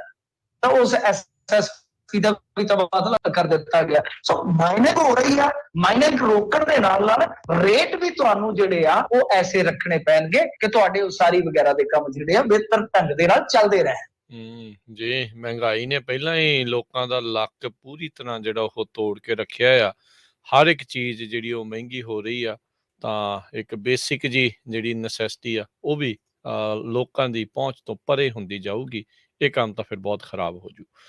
ਅਗਲੀ ਮਿੰਟੂ ਜੀ ਗੱਲ ਕਰੀਏ ਪਿਛਲੀ ਸਰਕਾਰ ਦੇ ਦੁਆਰਾ, ਚੰਨੀ ਹੁਣਾਂ ਦੀ ਸਰਕਾਰ ਨੇ ਜਿਹੜੀ ਬਿਜਲੀ ਦੇ ਵਿੱਚ ਥੋੜੀ ਜਿਹੀ ਕਟੌਤੀ ਦਿੱਤੀ ਸੀ, 3 ਰੁਪਏ ਯੂਨਿਟ ਥੋੜਾ ਉਹਨਾਂ ਨੇ ਘਟਾਇਆ ਸੀਗਾ। ਉਹ ਹੁਣ ਕਟੌਤੀ ਦਾ ਦੌਰ ਖਤਮ ਹੋ ਗਿਆ, ਬਿਜਲੀ ਵੀ ਹੁਣ ਮਹਿੰਗੀ ਹੋਣ ਲੱਗੀ। ਹਾਂਜੀ ਦੇਖੋ ਕੀਤਾ ਹੀ ਗਈ ਸੀ ਕਿ ਕਟੌਤੀ ਇੱਕ ਵੱਡੀ ਰਾਹਤ ਸੀਗੀ। ਜਿਸ ਤਰ੍ਹਾਂ ਆਪਾਂ ਦੇਖਿਆ ਸੀਗਾ ਕਿ ਚੰਨੀ ਸਰਕਾਰ ਵੱਲੋਂ ਸਹੂਲਤ ਦਿੱਤੀ ਗਈ ਸੀਗੀ, ਪਰੰਤੂ ਫਿਰ ਅੱਜ ਖਬਰ ਆਈ ਹੈ ਕਿ ਜਿਵੇਂ ਚੰਨੀ ਸਰਕਾਰ ਨੇ 4.19 ਰੁਪਏ ਵਾਲੀ ਜਿਹੜੀ ਦਰ ਸੀ ਉਹ 3.19 ਕਰ ਦਿੱਤੀ, ਮਤਲਬ ਕਿ 4 ਰੁਪਏ 19 ਵਾਲੀ 3 ਰੁਪਏ 19, ਤੇ ਜਿਹੜੀ 7 ਰੁਪਏ ਵਾਲੀ ਸੀ ਉਹ 4 ਰੁਪਏ, ਤੇ ਜਿਹੜੀ 8 ਰੁਪਏ 76 ਪੈਸੇ ਵਾਲੀ ਦਰ ਸੀ ਉਹ 5 ਰੁਪਏ 76 ਕਰ ਦਿੱਤੀ। ਮਤਲਬ ਕਿ ਜਿਵੇਂ ਲੋਡ ਹੁੰਦਾ ਉਸ ਹਿਸਾਬ ਦੇ ਨਾਲ, ਪਰੰਤੂ ਕਹਿੰਦੇ ਕਿ ਹੁਣ ਫਿਰ ਇਹ ਜਿਹੜੀਆਂ ਦਰਾਂ ਨੇ ਉਹ ਪੁਰਾਣੇ ਵਾਲੀਆਂ ਲਾਗੂ ਹੋ ਜਾਣਗੀਆਂ। ਖੈਰ ਦੇਖੋ ਉਸ ਤੋਂ ਬਾਅਦ ਇਹ ਜਦੋਂ ਇਹ ਖਬਰ ਕਿਸੇ ਇੱਕ ਨਿਊਜ਼ ਚੈਨਲ ਨੇ ਜਾਰੀ ਕੀਤੀ, ਉਸ ਤੋਂ ਬਾਅਦ ਫਿਰ ਜਿਹੜੇ ਪਾਵਰਕੌਮ ਦੇ ਸਾਡੇ ਹੈਗੇ ਨੇ ਚੇਅਰਮੈਨ, ਬਹੁਤ ਸਿਆਣੇ, ਬਹੁਤ ਸੁਲਝੇ ਇਨਸਾਨ ਨੇ, ਬਲਦੇਵ ਸਿੰਘ ਜੀ ਸਰਾਂ, ਉਹਨਾਂ ਨੂੰ ਪਹਿਲਾਂ ਲਿਆਏ ਸਨ, ਫਿਰ ਬਾਅਦ ਦੇ ਵਿੱਚ ਤੁਹਾਨੂੰ ਪਤਾ ਹੀ ਹੈ ਕਿ ਪਾਵਰਕੌਮ ਦੇ ਜਿਹੜੇ CMD ਆ ਉਹਨਾਂ ਨੂੰ ਹਟਾ ਦਿੱਤਾ ਗਿਆ ਸੀ, ਪਰ ਫਿਰ ਕਾਂਗਰਸ ਸਰਕਾਰ ਨੂੰ ਲਿਆਉਣਾ ਪਿਆ ਸੀ, ਪਰ ਭਗਵੰਤ ਮਾਨ ਸਰਕਾਰ ਨੇ ਵੀ ਉਹਨਾਂ ਨੂੰ ਬਰਕਰਾਰ ਰੱਖਿਆ। ਤੁਸੀਂ ਆਪ ਇਹ ਹਿਸਾਬ ਲਾ ਲਓ ਕਿ ਉਹਨਾਂ ਦੀ ਕਿੰਨੀ ਗੁੱਲਗੱਲਾ। ਤਾਂ ਉਹ ਫਿਰ ਇੱਕ ਚੈਨਲ ਤੇ ਆਏ ਨੇ, ਕਿਉਂਕਿ ਜਦੋਂ ਇਸ ਤਰ੍ਹਾਂ ਦਾ ਭੜਥੂ ਪੈ ਗਿਆ, ਹੁਣ ਦੇਖੋ ਜਦੋਂ ਤੁਸੀਂ ਲੋਕਾਂ ਨੂੰ ਚਾਰਟ ਤੇ ਲਾ ਲਿਆ, ਉਹਨਾਂ ਨੂੰ ਥੋੜੀ ਜਿਹੀ ਕਟੌਤੀ ਵੀ ਜਾਂ ਥੋੜੀ ਜਿਹੀ ਵੀ ਜਿਹੜੀ ਤੁਸੀਂ ਸਬਸਿਡੀ ਵਗੈਰਾ ਦਿੰਦੇ ਹੋ, ਜਦੋਂ ਬੰਦ ਕਰੋਗੇ ਤਾਂ ਬੜੀ ਵੱਡੇ ਪੱਧਰ ਤੇ ਚਰਚਾ ਹੋਏਗੀ। ਤਾਂ ਬਹਰਹਾਲ ਫਿਰ ਇਹ ਆਏ ਨੇ, ਔਨ 에ਅਰ ਆਏ ਨੇ, ਫਿਰ ਇਹਨਾਂ ਨੇ ਕੈਮਰੇ ਦੇ ਸਾਹਮਣੇ ਆ ਕੇ ਗੱਲ ਦੱਸੀ ਆ। ਇਹਨਾਂ ਨੇ ਆਖਿਆ ਕਿ ਭਾਈ 31 ਮਾਰਚ ਤੋਂ ਬਾਅਦ, ਕਿਉਂਕਿ ਉਸ ਖਬਰ 'ਚ ਦਾਅਵਾ ਕੀਤਾ ਗਿਆ ਕਿ 31 ਮਾਰਚ ਤੱਕ ਹੀ ਉਹ ਛੋਟ ਸੀਗੀ, ਤਾਂ ਹੁਣ ਉਹ ਛੋਟ ਵਾਲਾ ਦੌਰ ਖਤਮ ਹੋ ਗਿਆ। ਪਰ ਇਹਨਾਂ ਨੇ ਆਖਿਆ ਕਿ ਨਹੀਂ, ਇਹ ਰਿਮਰ ਆ, ਅਫਵਾਹ ਹੈ। ਪਾਵਰਕਮ ਆਉਣ ਵਾਲੇ ਸਮੇਂ ਵਿੱਚ ਵੀ ਖਪਤਕਾਰਾਂ ਨੂੰ ਆਖਰੀ ਸਸਤੇ ਬਿਜਲੀ ਦਰਾਂ ਤੇ ਹੀ ਬਿਜਲੀ ਸਪਲਾਈ ਕਰੇਗਾ। ਤਾਂ ਇਹਨਾਂ ਨੇ ਸਾਫ਼ ਕਰ ਦਿੱਤਾ, ਸਪਸ਼ਟ ਕਰ ਦਿੱਤਾ ਕਿ ਇਹੋ ਜੀ ਜਿਹੜੀ ਆ ਉਹ ਅਫਵਾਹ ਹੈ। ਵੈਸੇ ਲੋਕ ਵੀ ਕਹਿੰਦੇ ਸੀ ਰੱਬ ਕਰਕੇ ਸਾਡੀ ਜਾਨ ਨਿਕਲ ਜੇ ਜਾਂ ਫਿਰ ਇਹ ਅਫਵਾਹ ਹੋਵੇ, ਕਿਉਂਕਿ ਮਹਿੰਗਾਈ ਤੁਸੀਂ ਕਹਿੰਦੇ ਹੋ ਨਾ ਕਿ ਮਹਿੰਗਾਈ ਬੜੀ ਆ, ਤੇ ਉਧਰੋਂ ਇਹ ਵੀ ਮਤਲਬ ਕਿ ਇੱਕ ਜੇ ਕਹਿ ਲਈਏ ਕਿ ਬਿਜਲੀ ਦਾ ਝਟਕਾ ਲੱਗ ਗਿਆ ਤੇ ਲੋਕਾਂ ਦਾ ਤਾਂ ਜੀਣਾ ਦੁੱਭਰ ਹੋ ਜਾਣਾ ਹੈ ਜੀ। ਅੱਛਾ, ਥੋੜਾ ਜਿਹਾ ਚਲੋ ਸੁੱਖ ਦਾ ਸਾਹ ਹੈ, ਪਰ ਇਹ ਕੰਮ ਕਿੰਨੀ ਕੁ ਦੇਰ ਤੱਕ ਚੱਲੇਗਾ ਮੈਨੂੰ ਸਮਝ ਨਹੀਂ ਆ ਰਹੀ। ਰਾਜਾ ਕਰਨਵੀਰ ਸਿੰਘ ਜੀ, ਬਿਜਲੀ ਤੇ ਸਿਆਸਤ ਔਰ ਜਿਹੜੀ ਮੁਫਤਖੋਰੀ ਆ। ਸਾਡਾ ਦੇਖੋ ਸਬਸਿਡੀ ਦਾ ਬਿੱਲ ਜਿਹੜਾ ਹਰੇਕ ਸਾਲ ਵੱਧਦਾ ਪਿਆ, 17,000 ਕਰੋੜ ਰੁਪਈਆ ਤਾਂ ਮੇਰੇ ਖਿਆਲ ਦੇ ਨਾਲ ਪਾਵਰਕੌਮ ਨੂੰ ਹਾਲੇ ਵੀ ਇਹਨਾਂ ਨੇ ਦੇਣਾ ਬਕਾਇਆ, ਜਿਹੜਾ ਕਿ ਥੋੜਾ ਦਿੱਤਾ, ਹਾਲੇ ਵੀ ਮੇਰੇ ਖਿਆਲ ਦੇ ਨਾਲ ਤਕਰੀਬਨ ਕੋਈ 7-8 ਹਜ਼ਾਰ ਕਰੋੜ ਰੁਪਇਆ ਮੇਰਾ ਮੰਨਣਾ ਅੰਦਾਜ਼ਾ ਹੈ ਕਿ ਉਹ ਪਿਆ ਹੋਏਗਾ, ਪਿਆ ਰਹਿੰਦਾ, ਉਹ ਹਿਸਾਬ ਲਾ ਲਓ। ਤੇ ਖੁਦ ਪਾਵਰਕੌਮ ਤੇ ਕਈ ਹਜ਼ਾਰ ਕਰੋੜ ਦਾ ਕਰਜ਼ਾ ਹੈ, ਕਦੋਂ ਤੀਕ ਚੱਲੀ ਜਾਓ। ਤਾਂ ਮੇਰਾ ਤਾਂ ਮੰਨਣਾ ਇਹ ਹੈ ਕਿ ਆ ਕਿਲੋ ਆ ਜੀ, ਕਿਲੋਵਾਟ ਹੈ, 2 ਕਿਲੋਵਾਟ ਹੈ, ਇਹ ਕਿਲੋਵਾਟ ਵਾਲਾ ਹਿਸਾਬ ਵੀ ਕਿਤਾਬ ਵੀ ਨਾ ਜਿਹੜਾ ਉਹ ਕੁਝ ਇਸ ਤਰ੍ਹਾਂ ਦਾ ਅੱਜ ਕੱਲ ਮਤਲਬ ਕਿ ਪੁਰਾਣੇ ਸਮੇਂ ਦਾ ਉਹ ਲੋਡ ਲਿਖਾ ਲੈਂਦੇ ਨੇ ਲੋਕ, ਪਰ ਬਾਅਦ ਦੇ ਵਿੱਚ AC ਆ ਜਾਂਦਾ, ਘਰੇ ਕੂਲਰ ਆ ਜਾਂਦੇ ਨੇ, ਫ੍ਰਿਜ ਆ ਜਾਂਦਾ, ਸਾਰਾ ਕੁਛ ਆ ਜਾਂਦਾ ਹੈ। ਤਾਂ ਉਹ ਚੀਜ਼ਾਂ ਵੀ ਜਿਹੜੀਆਂ ਨੇ ਦਰੁਸਤ ਕਰਨ ਦੀ ਜ਼ਰੂਰਤ ਹੈ। ਮੈਂ ਤਾਂ ਕਹਿੰਦਾ ਕਿ ਫਲੈਟ ਰੇਟ ਰੱਖ ਲੈਣਾ ਚਾਹੀਦਾ ਹੈ, ਫਲੈਟ ਕਿ ਭਾਈ ਮਤਲਬ ਕਿ ਜਿੱਦਾਂ ਲਾ ਲਓ ਕਿ 500 ਯੂਨਿਟ ਤੱਕ ਫਲੈਟ ਰੇਟ ਹੋਵੇ ਘੱਟੋ ਘੱਟ, ਕਿਉਂਕਿ ਇੰਨੀ ਕੰਜੰਪਸ਼ਨ ਹੋ ਜਾਂਦੀ ਕਿ 5 ਦੇ ਹਿਸਾਬ ਨਾਲ ਲਾਈ ਚਲੋ। ਤੇ ਮੈਨੂੰ ਨਹੀਂ ਲੱਗਦਾ ਕਿ ਕੋਈ ਮੁਫਤ ਮੰਗੇਗਾ। 5 ਕਰ ਦਿਓ, ਉੱਕਾ ਪੁੱਕਾ 4 ਕਰ ਦਿਓ, 5 ਕਰ ਦਿਓ, ਤੁਸੀਂ ਵੀ ਬਚ ਜਾਓਗੇ, ਲੋਕ ਵੀ ਬਚ ਜਾਣਗੇ। ਕੋਈ ਘਟਾ ਦਿੰਦਾ, ਕੋਈ ਵਧਾ ਦਿੰਦਾ, ਕੋਈ ਕਹਿੰਦਾ ਇੰਨੀਆਂ ਯੂਨਿਟਾਂ ਫ੍ਰੀ, ਉੱਕਾ ਪੁੱਕਾ ਹੀ ਕਰ ਦਿਓ ਕਿ ਫਲੈਟ ਆ ਜੀ, ਬਸ ਤੁਸੀਂ 500 ਵਾਲ ਲਓ ਯੂਨਿਟ, ਤਾਂ ਤੁਹਾਡਾ ਰੇਟ ਇੱਥੋਂ ਤੱਕ, ਜੇ 500 ਤੋਂ ਉੱਤੇ ਜਾਓਗੇ ਤਾਂ ਭਾਈ ਇੰਨਾ ਹੈ, ਬਸ ਗੱਲ ਖਤਮ ਹੈ। ਤਾਂ 500 ਯੂਨਿਟ ਮੇਰੇ ਖਿਆਲ ਦੇ ਨਾਲ ਬਹੁਤ ਹੋ ਜਾਂਦੀ ਹੈ। ਸੋ ਇਹ ਚੀਜ਼ਾਂ ਜਿਹੜੀਆਂ ਨੇ ਉਹ ਕਰਨੀਆਂ ਪੈਣਗੀਆਂ ਤੁਹਾਨੂੰ। ਬੋਰਾਂ ਦੀ ਸਬਸਿਡੀ ਵੀ ਜਿਹੜੀ ਹੈ ਉਹ ਤੁਹਾਨੂੰ ਘੱਟ ਕਰਨੀ ਪਏਗੀ, ਝੋਨੇ ਦਾ ਰਕਬਾ ਤੁਹਾਨੂੰ ਘਟਾਉਣਾ ਪਏਗਾ, ਅਦਰਵਾਈਜ਼ ਜਿਵੇਂ ਹੁਣ ਪਾਵਰ ਕ੍ਰਾਈਸਿਸ ਅਸੀਂ ਫੇਸ ਕਰਦੇ ਪਏ ਆ, ਤੁਸੀਂ ਵੇਖੋਗੇ ਹਰੇਕ ਸਾਲ ਇਹ ਕ੍ਰਾਈਸਿਸ ਵੱਧਦਾ ਜਾਏਗਾ। ਅਕਾਲੀਆਂ ਦੇ ਰਾਜ ਵੇਲੇ ਪਿਛਲੇ 2-3 ਸਾਲ ਲਾਈਟ ਨਹੀਂ ਸੀ ਗਈ, ਕਾਂਗਰਸ ਆਈ 1 ਸਾਲ 1.5 ਸਾਲ ਠੀਕ ਚੱਲਿਆ ਮਾਨਸੂਨ ਦੇ ਹਿਸਾਬ ਕਿਤਾਬ ਨਾਲ, ਪਰ ਉਸ ਤੋਂ ਬਾਅਦ ਕ੍ਰਾਈਸਿਸ ਆਉਣਾ ਸਟਾਰਟ ਹੋਇਆ ਤਾਂ ਨਿਰੰਤਰ ਹੀ ਆਉਂਦਾ ਹੀ ਗਿਆ। ਐਤਕੀ ਤਾਂ ਧੂਆਂ ਹੀ ਕਢਾ ਦਿੱਤਾ ਕੋਲੇ। ਸੋ ਇਹ ਚੀਜ਼ਾਂ ਤੁਹਾਨੂੰ ਵੇਖਣੀਆਂ ਪੈਣਗੀਆਂ। ਸਬਸਿਡੀ ਜਿਹੜੀ ਹੈ ਗਰੀਬ ਨੂੰ ਜਾਵੇ, ਛੋਟੇ ਨੂੰ ਜਾਵੇ, ਬਿਹਤਰ ਆ। ਧਨਾੜ ਵੀ ਲਈ ਜਾਂਦੇ ਆ, ਉਹ ਜਿਨ੍ਹਾਂ ਕੋਲ 200 300 ਕਿੱਲਾ ਜ਼ਮੀਨ ਹੈ ਉਹ ਵੀ ਸਬਸਿਡੀ ਲਈ ਜਾਂਦੇ। ਕਦੋਂ ਤੱਕ ਇਹ ਖੇਡ ਚੱਲੇਗੀ, ਇਹ ਦੇਖਣ ਵਾਲੀ ਗੱਲ ਹੈ। ਇਹਦੇ ਵਿੱਚ ਇਹ ਨਹੀਂ ਹੈ ਕਿ ਮੈਂ ਕੋਈ ਕਿਸਾਨ ਵਿਰੋਧੀ ਹੋ ਜਾਂਦਾ ਜਾਂ ਮੈਂ ਕੋਈ ਮਜ਼ਦੂਰ ਵਿਰੋਧੀ ਹੋ ਜਾਣਾ, ਨਹੀਂ। ਸੋਚਣ ਵਾਲੀ ਗੱਲ ਹੈ ਕਿ ਮੁਫਤਖੋਰੀ ਜਿਹੜੀ ਆ ਤੁਹਾਡਾ ਬੇੜਾ ਗਰਕ ਕਰ ਦੇਗੀ, ਤੁਹਾਡਾ ਬੇੜਾ ਬਿਲਕੁਲ ਉਜਾੜ ਕੇ ਰੱਖ ਦੇਗੀ। ਸੋ ਇਹਨੂੰ ਜੇ ਬਚਾਉਣਾ ਵਾ ਤਾਂ ਤੁਹਾਨੂੰ ਕੁਝ ਠੋਸ ਫੈਸਲੇ ਵੀ ਨਾਲ ਲੈਣੇ ਪੈਣਗੇ, ਔਰ ਘੱਟੋ ਘੱਟ ਝੋਨੇ ਵਾਲਾ ਰਕਬਾ ਤਾਂ ਤੁਹਾਨੂੰ ਕੁਝ ਘੱਟ ਕਰਨਾ ਪਏਗਾ ਜੀ। ਹੁਣ ਮਿੰਟੂ ਜੀ, ਮੁਫਤਖੋਰੀ ਹਟਾਉਣ ਦੀ ਤਾਂ ਗੱਲ ਕਰਦੇ ਆ, ਪਰ ਕਹਿੰਦੇ ਜਦੋਂ ਬਿਜਲੀ ਹੁਣ ਮਹਿੰਗੀ ਕਰਨ ਵਾਲੀ ਗੱਲ ਆ ਗਈ ਤਾਂ ਫਿਰ ਲੋਕਾਂ ਦੀਆਂ ਚੀਕਾਂ ਵੀ ਨਿਕਲ ਜਾਂਦੀਆਂ। ਸੋ ਇਹ ਹਟ ਵੀ ਸਕੂਗੀ ਕਿ ਨਹੀਂ? ਕਿਉਂਕਿ ਲੋਕਾਂ ਨੂੰ ਜਿੱਦਾਂ ਤੁਸੀਂ ਕਿਹਾ ਵੀ ਚੇਟਕ ਲੱਗ ਗਈ ਆ, ਇਹ ਤਾਂ ਕੰਮ ਬੜਾ ਔਖਾ ਹੈ। ਨਹੀਂ ਮਹਿੰਗੀ ਨਾ ਕਰੋ, ਸਾਰਿਆਂ ਤੋਂ ਲੈ ਲਓ 100 200 300 ਯੂਨਿਟ ਮਾਫ ਨਾ ਕਰੋ, ਫਲੈਟ ਰੇਟ ਰੱਖ ਲਓ ਕਿ ਹਾਂ ਬਈ ਇੰਨਾ ਲੱਗਣਾ ਹੈ। ਚਲੋ ਠੀਕ ਹੈ, ਗਰੀਬ ਗੁਰਬਾ ਜਿਹਦੀ ਆਰਥਿਕ ਹਾਲਤ ਠੀਕ ਨਹੀਂ ਹੈ ਉਹਨੂੰ ਸਬਸਿਡੀ ਦੇ ਦਿਓ, ਕੋਈ ਫਰਕ ਨਹੀਂ ਪੈਂਦਾ, ਪਰ ਦੂਜਿਆਂ ਤੋਂ ਕਮਾਓ ਤਾਂ ਸਹੀ ਨਾ। ਹੁਣ ਮੰਨ ਲਓ 70 ਲੱਖ 75 ਲੱਖ ਆਪਣਾ ਖਪਤਕਾਰ ਹੈ, ਉਹਦੇ ਚ ਕਿੰਨੇ ਗਰੀਬ ਹੋਣਗੇ? ਅਤੀ ਗਰੀਬ ਜਿਹਨੂੰ ਆਪਾਂ ਕਹਿੰਦੇ, ਕੋਈ 10 ਲੱਖ ਹੋ ਸਕਦਾ। ਉਹਨਾਂ ਦੀ ਇੱਕ ਰੇਟ ਰੱਖ ਕੇ ਜਿਹੜੇ ਦੂਸਰੇ ਉਹਨਾਂ ਨੇ ਇੱਕ ਫਲੈਟ ਰੇਟ ਰੱਖ ਲਓ, ਕੁਛ ਤਾਂ ਲਵੋ ਨਾ। ਸੋ ਇਹ ਮੁਫਤਖੋਰੀ, ਜਦੋਂ ਬਿਜਲੀ ਆਊਗੀ ਨਹੀਂ ਗੀ ਤੇ ਜੋ ਮਰਜ਼ੀ ਰੇਟ ਰੱਖ ਲਓ। ਰੌਲਾ ਤੇ ਇੱਕ ਨੇ ਪਾਵਰ ਵੀ ਤੁਸੀਂ ਸਰਪਲਸ ਕਰੋ, ਕਿਉਂਕਿ ਦੇਖੋ ਰਾਜ ਕਰਨਵੀਰ ਸਿੰਘ ਜੀ, ਪਾਵਰ ਦੇ ਨਾਲ ਸਿਰਫ ਆਪਣਾ ਏਸੀ ਨਹੀਂ ਚੱਲਦਾ, ਪਾਵਰ ਦੇ ਨਾਲ ਸਿਰਫ ਆਪਣਾ ਸਮਰਸੀਬਲ ਬੋਰ ਨਹੀਂ ਚੱਲਦਾ ਝੋਨੇ ਵਾਲਾ, ਪਾਵਰ ਦੇ ਨਾਲ ਆਪਣੀ ਇੰਡਸਟਰੀ ਵੀ ਚੱਲਦੀ ਹੈ। ਤੁਸੀਂ ਸੋਚੋ ਇੱਕ ਸ਼ਹਿਰ ਦੀ ਲਾਈਟ ਗੁੱਲ ਹੋ ਗਈ, ਮੈਂ ਪਰਸੋਂ ਦੇਖਿਆ ਸਾਰਾ ਦਿਨ ਸਾਡੀ ਮੰਡੀ ਚ ਲਾਈਟ ਨਹੀਂ ਆਈ, ਸਾਰਾ ਦਿਨ। ਤਾਂ ਤੁਸੀਂ ਦੇਖੋ ਕਿ ਇੱਕ ਮੰਡੀ ਦੇ ਵਿੱਚ ਸਾਰਾ ਦਿਨ ਬੱਤੀ ਨਾ ਆਉਣ ਦਾ ਕਿੰਨਾ ਨੁਕਸਾਨ ਹੋਏਗਾ ਕਾਰੋਬਾਰ। ਜੀ, ਸੋ એનર્ਜੀ ਇੰਡੀਪੈਂਡੈਂਸ ਬਹੁਤ ਵੱਡੀ ਚੀਜ਼ ਆ ਸਾਡੇ ਮੁਲਕ ਦੇ ਵਿੱਚ। ਬਿਲਕੁਲ, ਮੈਂ ਪੰਜਾਬ ਨੂੰ ਕਹਿ ਰਿਹਾ ਕਿ ਨਿਰਭਰ ਹੋ ਜਾਓ ਭਾਈ, ਨਿਰਭਰ ਹੋ ਜਾਓ। ਜੇ ਬਚਣਾ, ਕੇਂਦਰ ਤੁਹਾਡੀਆਂ ਬਹੁਤ ਜ਼ਿਆਦਾ ਮਿੰਨਤਾਂ ਕਢਾਏਗਾ। ਜੀ ਤੁਸੀਂ ਗੱਲ ਜੀ, ਮੈਂ ਉਹੀ ਗੱਲ ਕਰ ਰਿਹਾ ਸੀ ਵੀ એનર્ਜੀ ਇੰਡੀਪੈਂਡੈਂਸ ਨੂੰ ਲੈ ਕੇ ਅਮਰੀਕਾ 'ਚ ਵੀ ਬਹੁਤ ਰੌਲਾ ਆ। ਸਾਡੇ ਪਿਛਲੇ ਪ੍ਰਸ਼ਾਸਨ ਦੇ ਵਿੱਚ ਕਹਿੰਦੇ ਸੀ ਵੀ ਅਸੀਂ એનર્ਜੀ ਇੰਡੀਪੈਂਡੈਂਟ ਆ, ਤੇ ਹੁਣ ਤੇਲ ਦੀਆਂ ਕੀਮਤਾਂ ਇੰਨੀਆਂ ਵਧੀਆਂ ਪਈਆਂ ਆ, ਸੋ ਲੋਕਾਂ ਨੂੰ ਉਹ ਚੀਜ਼ਾਂ ਜਿਹੜੀਆਂ ਉਹ ਦੁਖਦੀਆਂ ਨੇ ਵੀ ਕਿਸੇ ਹੋਰ ਮੁਲਕ ਤੇ ਜਾਂ ਕਿਸੇ ਹੋਰ ਥਾਵਾਂ ਦੇ ਉੱਤੇ ਕਿਉਂ ਨਿਰਭਰ ਹੋਣਾ। ਸੋ ਕੁਛ ਨਾ ਕੁਛ ਇਸ ਦੇ ਵਿੱਚ ਵਧੀਆ ਪਾਲਿਸੀਜ਼ ਲਿਆਉਣ ਦੀ 100% ਜ਼ਰੂਰਤ ਆ। ਭ੍ਰਿਸ਼ਟਾਚਾਰ ਦੀ ਗੱਲ ਕਰਦੇ ਜਾਈਏ ਤਾਂ ਪੁਲਸੀਆ ਚੜਿਆ ਅੜਿੱਕੇ ਇੱਕ ਹੋਰ ਪੁਲਸੀਆ। ਹਾਂਜੀ, ਪੁਲਸੀਏ ਵਾਲਿਆਂ ਦੀ ਤਾਂ ਚੰਗੀ ਰੇਲ ਬਣੀ ਆ। ਪੁਲਸੀਏ ਤਾਂ ਕਾਫੀ ਅੜਿੱਕੇ ਆ ਰਹੇ ਆ, ਇਹ ਜਿਹੜੀ ਇਹਨਾਂ ਨੇ ਹੈਲਪਲਾਈਨ ਦਿੱਤੀ ਆ, ਕਿਉਂਕਿ ਮੇਨ ਗੱਲ ਜਿਹੜੀ ਹੈਗੀ ਆ ਕਿ ਉਹ ਸ਼ੁਰੂਆਤ ਹੀ ਇੱਥੋਂ ਹੁੰਦੀ ਹੈ। ਤੁਹਾਨੂੰ ਪਤਾ ਪੁਲਿਸ ਵਾਲੇ ਵੈਸੇ ਹੀ ਬਹੁਤ ਜ਼ਿਆਦਾ, ਇੱਕ ਤੇ ਕਹ ਲਈਏ ਕਿ ਬਦਨਾਮ ਹੈ। ਕਈ ਵਾਰੀ ਇਹ ਹੁੰਦਾ ਨਾ, ਕੁਛ ਟ੍ਰੈਂਡ ਸੈੱਟ ਹੋ ਜਾਂਦੇ ਆ ਅੰਗਰੇਜ਼ੀ ਚ ਜਿੱਦਾਂ ਕਹਿ ਲਈਏ, ਇੱਥੇ ਇਹ ਵੀ ਉਹ ਜਿੱਦਾਂ ਕਹਿ ਲਈਏ ਕਿ ਪ੍ਰਚਲਿਤ ਹੋ ਜਾਂਦਾ ਕੰਮ।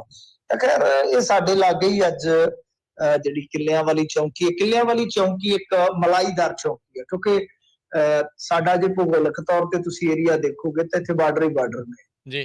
2-3 ਸੜਕਾਂ ਇੱਧਰੋਂ ਹਰਿਆਣੇ ਵੱਲੋਂ ਆਉਂਦੀਆਂ ਵੱਡੀਆਂ, ਤੇ 2-3 ਇੱਧਰੋਂ ਰਾਜਸਥਾਨ ਵੱਲੋਂ ਆਉਂਦੀਆਂ।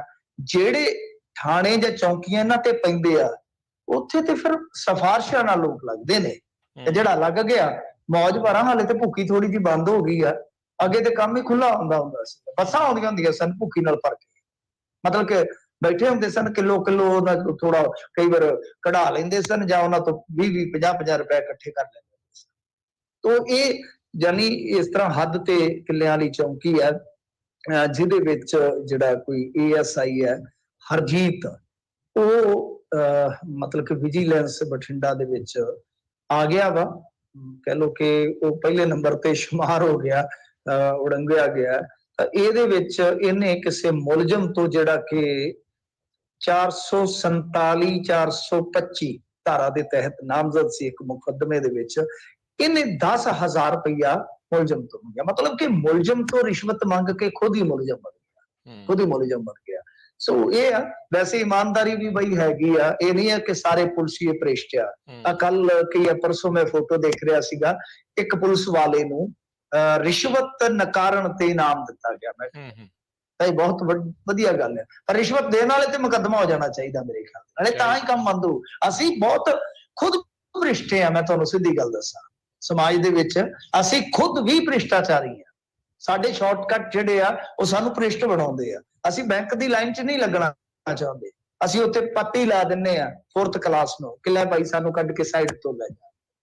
ਸੋ ਅਸੀਂ ਵੀ ਇਸ ਚੀਜ਼ ਦੇ ਕਿਤੇ ਨਾ ਕਿਤੇ ਗੁਨਹਗਾਰ ਆ, ਸਾਨੂੰ ਵੀ ਸੁਧਰਨਾ ਪਏਗਾ। ਸੋ ਗੱਲ ਇਹ ਆ ਕਿ ਇਹ ਜਿਹੜਾ ਪੁਲਿਸ ਦਾ ਰਿਸ਼ਵਤਖੋਰੀ ਵਾਲਾ ਕੰਮ ਆ, ਜੋ ਬਹੁਤ ਬਦਨਾਮ ਆ, ਇਹਨੂੰ ਬਿਲਕੁਲ ਨੱਥ ਪਾਉਣ ਦੀ ਜ਼ਰੂਰਤ ਆ। ਔਰ ਆਲਵੇਜ਼ ਮੈਂ ਹਮੇਸ਼ਾ ਕਹਿੰਦਾ ਕਿ ਤਸਵੀਰ ਦਾ ਦੂਸਰਾ ਪੱਖ ਇਹ ਵੀ ਹੈ ਕਿ ਇਹ ਪੁਲਸੀਏ ਜਿਹੜੇ ਆ, ਇਹਨਾਂ ਤੋਂ ਖੁਦ ਵੀ ਕਈ ਮਹਿਕਮੇ ਰਿਸ਼ਵਤ ਲੈਂਦੇ ਆ ਉੱਤੇ ਜਾ ਕੇ, ਜਿਨ੍ਹਾਂ ਦੇ ਨਾਲ ਇਹਨਾਂ ਦਾ ਵਾਹ ਪੈਂਦਾ। ਔਰ ਇਹਨਾਂ ਨੂੰ ਸਟੇਸ਼ਨਰੀ ਤੋਂ ਲੈ ਕੇ ਹਰੇਕ ਚੀਜ਼ ਜਿਹੜੀ ਆ ਉਹ ਵੀ ਗਵਰਨਮੈਂਟ ਵੱਲੋਂ ਪ੍ਰੋਵਾਈਡ ਕਰਨੀ ਚਾਹੀਦੀ ਹੈ। ਮੈਸ ਦਾ ਕੋਈ ਇਹਨਾਂ ਨੂੰ ਕੋਈ ਖਾਸ ਅਲਾਉਂਸ ਨਹੀਂ ਮਿਲਦਾ ਮੇਰੇ ਖਿਆਲ ਦੇ ਨਾਲ। 2-4 ਰੁਪਏ, ਕੋਈ 10 ਰੁਪਏ ਭਾਵੇਂ ਡੇਲੀ ਦੇ ਮਿਲਦੇ ਹੋਣ ਰੋਟੀ ਦੇ, ਤਾਂ ਰੋਟੀ ਕੌਣ 10 ਰੁਪਈਆਂ 'ਚ ਤੁਹਾਨੂੰ ਖਵਾਏਗਾ 2 ਟਾਈਮ। ਵਰਦੀ ਦਾ ਅਲਾਉਂਸ ਬਿਲਕੁਲ ਨਾ ਮਾਤਰ। ਸਾਈਕਲ ਭੱਤਾ, ਜਿਹੜਾ ਸਫ਼ਰ ਦਾ ਭੱਤਾ, ਉਹ ਇਹਨਾਂ ਨੂੰ ਸਾਈਕਲ ਦਾ ਮਿਲਦਾ ਮੇਰੇ ਖਿਆਲ ਦੇ ਨਾਲ। ਸੋ ਇਹ ਚੀਜ਼ਾਂ ਨੇ ਕਿ ਤੁਸੀਂ ਭਾਈ ਉਹਨਾਂ ਨੂੰ ਉਹਨਾਂ ਦੇ ਬਣਦੇ ਹੱਕ ਦਿਓ, ਉਹਨਾਂ ਤੋਂ ਕੰਮ ਅੱਛਾ ਲਓ, ਤੇ ਰਿਸ਼ਵਤਖੋਰੀ ਜਿਹੜਾ ਕਰਦਾ ਉਹਨੂੰ ਫਿਰ ਜਿਵੇਂ ਸਿੱਧੂ ਕਹਿੰਦਾ ਹੁੰਦਾ ਕਿ ਠੋਕੋ ਫਿਰ ਠੋਕੋ ਤਾੜੀ। ਜੀ, ਤੇ ਸਰੋਤਿਓ ਅੱਜ ਆਪਾਂ ਤੁਹਾਡੀਆਂ ਕਾਲਸ ਵੀ ਲੈਣੀਆਂ ਹੈ, ਤੇ ਕੁਝ ਸਮੇਂ ਬਾਅਦ ਕੁਝ ਕੁ ਖਬਰਾਂ ਤੋਂ ਬਾਅਦ 'ਚ ਆਪਾਂ ਬ੍ਰੇਕ ਲੈਣੀ, ਤੇ ਬ੍ਰੇਕ ਤੋਂ ਬਾਅਦ ਫਿਰ ਤੁਹਾਡੀਆਂ ਕਾਲਸ ਲਵਾਂਗੇ। ਅਗਲੀ ਮਿੰਟੂ ਜੀ ਗੱਲ ਕਰੀਏ ਭਾਜਪਾ ਦੇ ਇੱਕ ਹੋਰ ਨੇਤਾ ਤੇ ਪੰਜਾਬ ਦੇ ਵਿੱਚ ਕੇਸ। ਦੇਖੋ ਭਾਜਪਾ ਦਾ ਜਿਹੜਾ ਮਸਲਾ ਹੈ ਨਾ, ਇਹਦੇ ਵਿੱਚ ਕੀ ਹੋਇਆ ਸੀਗਾ ਕਿ ਪਹਿਲਾਂ ਬੱਗੇ ਤੇ ਕੇਸ ਦਰਜ ਹੋਇਆ ਪੰਜਾਬ ਦੇ ਵਿੱਚ। ਫਿਰ ਉਸ ਤੋਂ ਬਾਅਦ ਇੱਕ ਹੋਰ ਬੀਬੀ ਸੀਗੀ, ਉਹਦੇ ਤੇ ਕੇਸ ਦਰਜ ਹੋਇਆ। ਹੁਣ ਤੀਸਰਾ, ਮੇਰੇ ਖਿਆਲ ਦੇ ਨਾਲ ਪ੍ਰੀਤੀ ਗਾਂਧੀ ਉਹਦਾ ਨਾਮ ਸੀਗਾ। ਹੁਣ ਤੀਸਰਾ ਕੇਸ ਦਰਜ ਹੋਇਆ ਇੱਥੇ ਪੰਜਾਬ ਦੇ ਵਿੱਚ ਨਵੀਨ ਜਿੰਦਲ ਤੇ। ਨਵੀਨ ਜਿੰਦਲ ਉਹੀ ਹੈ ਸ਼ਖਸ ਜਿਨੇ ਅਰਵਿੰਦ ਕੇਜਰੀਵਾਲ ਦਾ ਖੁਲਾਸਾ ਕੀਤਾ ਸੀਗਾ ਕਿ 11 ਕਰੋੜ ਦਾ ਸਵੀਮਿੰਗ ਪੂਲ ਘਰੇ ਬਣਾਈ ਬੈਠਾ ਵਗੈਰਾ ਵਗੈਰਾ। ਤੁਹਾਨੂੰ ਪਤਾ ਹੀ ਹੈ ਰਾਜਨੀਤੀ 'ਚ ਜਿਸ ਤਰ੍ਹਾਂ ਚੱਲਦਾ ਹੁੰਦਾ ਮਾਮਲਾ। ਤਾਂ ਇਹਦੇ ਤੇ ਤਾਂ ਪਹਿਲਾਂ ਹੀ ਉਹ ਕੈੜੇ ਸਨ, ਇਹਦੇ ਤੇ ਤਾਂ ਪਹਿਲਾਂ ਹੀ ਉਹ ਤਿਆਰ ਸੀਗੇ ਕਿ ਇਹਦਾ ਟਾਈਮ ਕਿਤੇ ਚੱਕਾਂਗੇ। ਪਰ ਨਾਲੇ ਵੀ ਕਹਿੰਦੇ ਸਨ ਕੋਈ ਗੱਲ ਨਹੀਂ ਪੁੱਤਰਾ, ਆਉਣ ਵਾਲਾ ਟਾਈਮ ਤੇਰੇ ਬਾਈ ਦਾ। ਤੇ ਇਹਨਾਂ ਨੇ ਪੰਜਾਬ ਦੇ ਵਿੱਚ ਹੁਣ ਸਰਕਾਰ ਬਣਾ ਲਈ। ਦਿੱਲੀ 'ਚ ਇਹ ਸਮੱਸਿਆ ਸੀਗਾ ਕਿ ਜਿੱਦਾਂ ਕਹ ਲਈਏ ਕਿ ਉੱਥੇ ਪੁਲਿਸ ਤੇ ਕਾਬੂ ਨਹੀਂ ਸੀਗਾ, ਪੁਲਿਸ ਤੇ ਕੰਟਰੋਲ ਨਹੀਂ ਸੀਗਾ, ਪੁਲਿਸ ਇਹਨਾਂ ਦੇ ਮੁਤਹਿਦ ਨਹੀਂ ਸੀ। ਪੰਜਾਬ ਦੇ ਵਿੱਚ ਸੁੱਖ ਨਾਲ ਹੁਣ ਪੰਜਾਬ ਪੁਲਿਸ ਜਿਹੜੀ ਆ ਪੂਰੀ ਤਰ੍ਹਾਂ ਮੁਤਹਿਦ ਆ।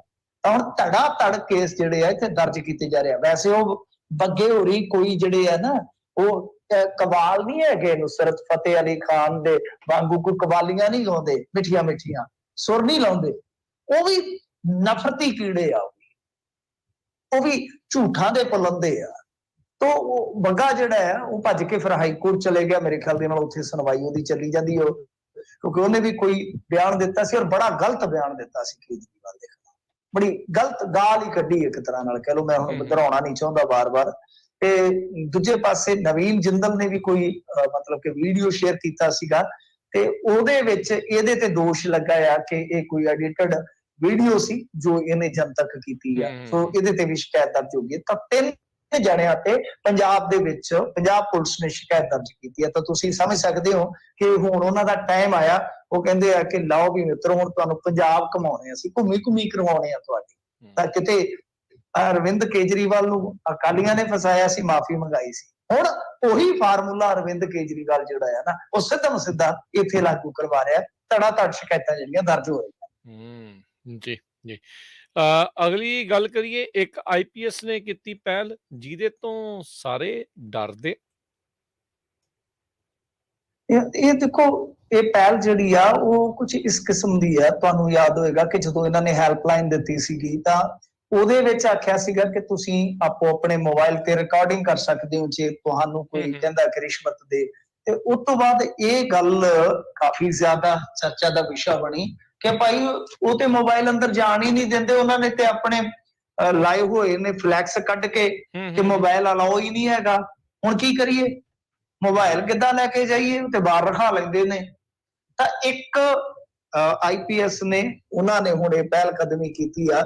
ਉਹਨਾਂ ਨੇ ਬੋਰਡ ਲਾ ਦਿੱਤਾ ਬਕਾਇਦਾ ਕਿ ਭਾਈ ਤੁਸੀਂ ਲਿਜਾ ਸਕਦੇ ਹੋ, ਕਿ ਇੱਥੇ ਮੋਬਾਈਲ ਅੰਦਰ ਲਿਆ ਸਕਦੇ ਹੋ। ਇੰਦਰਵੀਰ ਸਿੰਘ ਇਹਨਾਂ ਦਾ ਨਾਮ ਆ, ਫਿਰੋਜ਼ਪੁਰ ਰੇਂਜ ਦੇ ਜਿਹੜੇ DIG ਆ। ਇਹ ਕਹਿੰਦੇ ਕਿ ਲਿਆਓ, ਖੁੱਲਾ ਕੰਮ, ਖੁੱਲਾ ਖੇਡ ਫਰੂਕਾਬਾਦੀ, ਲੈ ਆਓ, ਕੋਈ ਚੱਕਰ ਨਹੀਂ ਹੈਗਾ। ਫੋਨ ਬੰਦ ਕਰਨ ਦੀ ਜ਼ਰੂਰਤ ਨਹੀਂ ਹੈ, ਫੋਨ ਆਨ ਵੀ ਰੱਖ ਲਓ।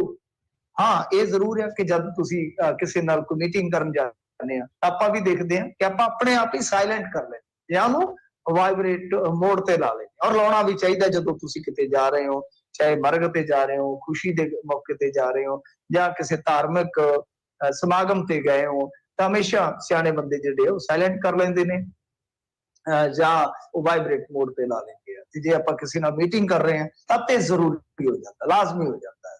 ਸੋ ਗੱਲ ਇਹ ਹੈ ਕਿ ਇਹ ਪਹਿਲ ਕਦਮੀ ਅੱਛੀ ਕੀਤੀ ਹੈ, ਪਰ ਇਹਦੇ ਪਿੱਛੇ ਵੀ ਇੱਕ ਰਾਜ਼ ਹੈਗਾ, ਕਿਉਂਕਿ ਇਹਨਾਂ ਨੇ ਬੀਤੇ ਦਿਨੀ ਪੱਤਰ ਜਾਰੀ ਕਰ ਦਿੱਤਾ ਸੀ ਸਰਕਾਰ ਵਾਲਿਆਂ ਕਿ ਤੁਸੀਂ ਮੋਬਾਈਲ ਨਹੀਂ ਜੇ ਰੋਕੋਗੇ, ਮਤਲਬ ਕਿ ਦਫ਼ਤਰਾਂ ਦੇ ਵਿੱਚ ਆ ਜਿਹੜੇ ਤੁਸੀਂ ਫਲੈਕਸ ਵਗੈਰਾ ਲਾ ਰੱਖੇ ਨੇ ਕਿ ਭਾਈ ਇੱਥੇ ਫੋਨ ਅਲਾਓ ਨਹੀਂ ਹੈਗਾ, ਉਹ ਤੁਹਾਨੂੰ ਲਾਣੇ ਪੈਣੇ ਨੇ।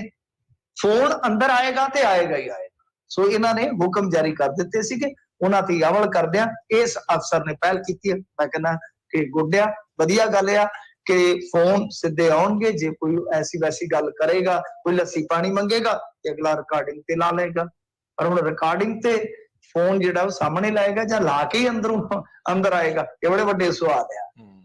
ਜੀ, ਮੈਨੂੰ ਲੱਗਦਾ ਉੱਥੇ GoPro ਦਾ ਕੰਮ ਚੱਲ ਸਕਦਾ ਹੈ ਸੋਹਣਾ। ਉਹ ਮੱਥੇ ਤੇ ਲਾ ਕੇ ਜਿੱਦਾਂ ਬਣਾਉਂਦੇ ਹੁੰਦੇ ਆ ਮੂਵੀ ਪੱਕੀ, ਤੇ ਸੋ ਕੈਮਰਾ ਲਾ ਕੇ ਸਾਰਿਆਂ ਨੂੰ ਜਾਣਾ ਚਾਹੀਦਾ, ਪਤਾ ਲੱਗ ਜੇ ਵੀ ਕਰਦੇ ਕੀ ਆਉਂਦੇ। ਤੇ ਸਰੋਤਿਓ ਇੱਕ ਸਵਾਲ ਤੇ ਉਸ ਤੋਂ ਬਾਅਦ ਬ੍ਰੇਕ ਤੇ ਬ੍ਰੇਕ ਤੋਂ ਬਾਅਦ 'ਚ ਆਪਾਂ ਤੁਹਾਡੇ ਜਿਹੜੇ ਆ ਕਾਲਸ ਲੈਣੀ ਆ। ਕਾਲ ਕਰਨ ਦੇ ਲਈ ਸਰੋਤਿਓ ਨੰਬਰ ਰਹੇਗਾ 408-272-5200 4082725200। ਦੁਨੀਆ ਭਰ ਦੇ ਵਿੱਚ ਮਹਿੰਗਾਈ ਨੇ ਲੋਕਾਂ ਦਾ ਲੱਕ ਤੋੜਿਆ ਆ। ਆਰਬੀਆਈ ਨੇ ਵੀ ਹੁਣ ਸੰਕੇਤ ਦਿੱਤੇ ਆ ਵੀ ਇੱਥੇ ਮਹਿੰਗਾਈ ਹੋਰ ਵਧੂਗੀ। ਪਿਛਲੇ ਰਿਸੈਸ਼ਨ 'ਚ ਜਦੋਂ ਦੁਨੀਆ 'ਚ ਆਇਆ ਸੀ, ਭਾਰਤ ਕਿਤੇ ਨਾ ਕਿਤੇ ਬਚ ਗਿਆ ਸੀ। ਇਸ ਵਾਰ ਹੈ ਕੋਈ ਅਸਾਰ ਬਚਣ ਦੇ ਕਿ ਨਹੀਂ? ਦੇਖੋ, ਗੱਲ ਇਹ ਆ ਕਿ ਇਹ ਦੋ ਤਿੰਨ ਚੀਜ਼ਾਂ ਤੇ ਨਿਰਭਰ ਕਰਦਾ ਰਾਜ ਕਰਨਵੀਰ ਸਿੰਘ ਜੀ, ਕਿ ਇੱਕ ਤਾਂ ਦੁਨੀਆ ਦੇ ਹਾਲਾਤ, ਜੀਓ ਪੋਲਿਟਿਕਸ ਜਿਹਨੂੰ ਆਪਾਂ ਕਹਿੰਦੇ ਆ, ਕਿ ਉਹ ਕਿਸ ਦਿਸ਼ਾ ਵੱਲ ਵਧੇਗੀ।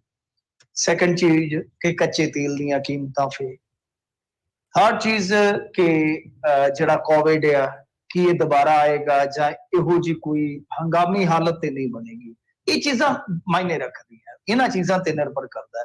ਪਰ ਜੋ ਪੇਸ਼ੀਨ ਗੋਈ ਆਰਬੀਆਈ ਨੇ ਕੀਤੀ ਆ, ਜੋ ਉਹਨਾਂ ਦਾ ਅੰਦਾਜ਼ਾ ਹੁੰਦਾ, ਇੱਕ ਤੇ ਆਰਬੀਆਈ ਨੇ 2023 ਵਾਸਤੇ ਜੋ ਗਰੋਥ ਰੇਟ ਹੁੰਦੀ ਆ, ਜਿਹਦਾ ਅੰਦਾਜ਼ਾ ਹੁੰਦਾ ਹੈ, ਉਹ 7.8 ਤੋਂ ਘਟਾ ਕੇ 7.2 ਕਰ ਦਿੱਤੀ ਹੈ।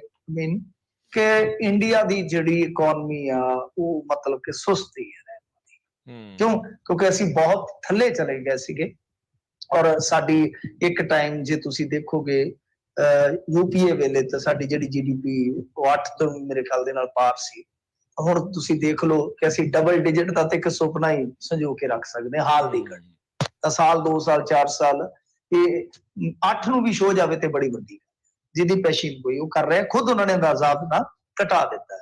ਫਿਰ ਦੂਜੀ ਚੀਜ਼ ਕਿ ਜੇ ਆਪਾਂ ਦੇਖੀਏ ਮਹਿੰਗਾਈ ਦਾ ਅੰਦਾਜ਼ਾ ਜਿਹੜਾ ਹੈ ਉਹ ਇਹਨਾਂ ਨੇ 4.5 ਤੋਂ ਵਧਾ ਕੇ ਤਕਰੀਬਨ 5.6 ਬਹੁਤ ਜ਼ਿਆਦਾ ਹੈ। ਕਿਉਂ? ਕਿਉਂਕਿ ਇੰਡੀਆ ਦੇ ਵਿੱਚ ਇਹਨਾਂ ਨੇ ਇੱਕ ਤੈਅ ਰੱਖੀ ਹੋਈ ਹੈ ਇਨਫਲੇਸ਼ਨ ਦੀ ਰੇਟ ਕਿ 2 ਤੋਂ 6 ਦੇ ਦਰਮਿਆਨ ਰਹਿਣੀ ਚਾਹੀਦੀ ਹੈ। ਪਰ ਇਹ ਪਹਿਲੀ ਵਾਰੀ ਹੋਏਗਾ ਕਿ ਲੰਬੇ ਸਮੇਂ ਵਾਸਤੇ ਇਹ ਜਿਹੜੀ ਇਨਫਲੇਸ਼ਨ ਇਹ ਹੈਗੀ ਆ, ਇਹ ਤਕਰੀਬਨ 6 ਨੂੰ ਹੀ ਟੱਚ ਕਰੇਗੀ। ਹੁਣ ਇਹਦੇ ਵਿੱਚ ਐਤਕੀ ਰੈਪੋ ਰੇਟ ਤਾਂ ਇਹਨਾਂ ਨੇ ਨਹੀਂ ਵਧਾਇਆ, ਰਿਵਰਸ ਰੈਪੋ ਜਿਹੜਾ ਆ ਨਹੀਂ ਵਧਾਇਆ ਮੇਰੇ ਖਿਆਲ ਦੇ ਨਾਲ, ਉਹ ਜਿਉਂ ਦਾ ਤਿਉਂ ਹੀ ਰੱਖਿਆ। ਰੈਪੋ ਰੇਟ 4 ਆ ਤੇ ਰਿਵਰਸ ਰੈਪੋ ਜਿਹੜਾ ਉਹ ਇਹਨਾਂ ਨੇ 3.35 ਰੱਖਿਆ, ਜਿਹਦੇ ਨਾਲ EMI ਸਾਡੀ ਬਣਦੀ ਹੈ, ਬੈਂਕਾਂ ਦਾ ਜਿਹੜਾ ਵਿਆਜ ਹੁੰਦਾ। ਕਿਉਂਕਿ ਆਰਬੀਆਈ ਤੋਂ ਬੈਂਕ ਵੀ ਤਾਂ ਪੈਸਾ ਲੈਂਦੇ ਆ ਨਾ, ਉਹਨੂੰ ਹੀ ਕਹਿੰਦੇ ਨਾ ਰੈਪੋ, ਆਪਾਂ ਕਹਿੰਦੇ ਨੇ ਰਿਵਰਸ ਰੈਪੋ ਕਹਿੰਦੇ ਨੇ। ਇਹ ਇਕਨੋਮੀ ਦੇ ਜਿਹੜੇ ਮਾਹਰ ਨੇ ਜਾਂ ਸਟੂਡੈਂਟ ਉਹ ਅੱਛੇ ਤਰੀਕੇ ਨਾਲ ਸਮਝਦੇ ਆ। ਤਾਂ ਇਹਦਾ ਮਤਲਬ ਕਿ ਹਾਲ ਦੀ ਘੜੀ ਤਾਂ EMI ਜਿਹੜੀ ਸਾਡੀ ਆ ਉਹ ਰਹੇਗੀ ਸਥਿਰ। ਪਰ ਆਉਣ ਵਾਲੇ ਸਮੇਂ ਦੇ ਵਿੱਚ ਜਿਵੇਂ ਤੁਸੀਂ ਇੱਕ ਚਿੰਤਾ ਪ੍ਰਗਟਾਈ ਆ ਕਿ ਪੂਰੀ ਦੁਨੀਆ ਦੇ ਵਿੱਚ ਭਾਈ ਇਸ ਤਰ੍ਹਾਂ ਦੀ ਸੰਭਾਵਨਾ ਹੈ, ਇਹ ਸਵਾਲ ਵੀ ਤੁਸੀਂ ਛੱਡਿਆ ਮੇਰੇ ਵਾਸਤੇ, ਸੋ ਉਹਦਾ ਮੈਂ ਜਵਾਬ ਦੇ ਚੁੱਕਾ। ਤਾਂ ਮੇਰਾ ਮੰਨਣਾ ਇਹ ਆ ਕਿ ਰੈਪੋ ਤੇ ਰਿਵਰਸ ਰੈਪੋ ਜਿਹੜੀ ਆ ਉਹ ਸਾਲ ਖੰਡ ਤੱਕ ਤਾਂ ਇਸ ਤਰ੍ਹਾਂ ਸਥਿਰ ਰੱਖੀ ਜਾ ਸਕਦੀ ਹੈ, ਪਰ ਆਉਣ ਵਾਲੇ ਸਮੇਂ ਦੇ ਵਿੱਚ ਫਿਰ ਉਹ ਵੀ ਚੱਕ ਦਿੱਤੀ ਜਾਏਗੀ। ਤਾਂ ਇਟ ਮੀਨ ਕਿ ਤੁਹਾਡੀ EMI ਵੀ ਵੱਧ ਜਾਏਗੀ ਔਰ ਇਹਦੇ ਨਾਲ ਇਨਫਲੇਸ਼ਨ ਵੀ ਵੱਧ ਗਿਆ, ਤੇ ਫਿਰ ਤੁਸੀਂ ਦੇਖ ਲਓ ਕਿ GDP ਵੀ ਘਟ ਗਈ, ਇਕਨੋਮੀ ਦਾ ਹਾਲ ਕੀ ਹੋਏਗਾ, ਇਕਨੋਮੀ ਦਾ ਭਵਿੱਖ ਕਿਸ ਤਰ੍ਹਾਂ ਦਾ। ਜੀ ਜੀ। ਤੇ ਮਿੰਟੂ ਜੀ ਇੱਥੇ ਆਪਾਂ ਲਵਾਂਗੇ ਇੱਕ ਬ੍ਰੇਕ, ਤੇ ਸਰੋਤਿਓ ਬ੍ਰੇਕ ਤੋਂ ਬਾਅਦ ਦੇ ਵਿੱਚ ਫੋਨ ਲਾਈਨਸ ਓਪਨ ਹੋਣਗੀਆਂ ਤੇ ਕਾਲ ਕਰ ਸਕਦੇ ਹੋ 408-272-5200 4082725200। ਇਸ ਨੰਬਰ ਦੇ ਉੱਤੇ ਕਾਲ ਕਰਕੇ ਤੁਸੀਂ ਆਪਣੇ ਸਵਾਲ ਮਿੰਟੂ ਜੀ ਨੂੰ ਪੁੱਛ ਸਕੋਗੇ। ਮਿਲਦੇ ਹਾਂ ਇੱਕ ਬ੍ਰੇਕ ਤੋਂ ਬਾਅਦ 'ਚ।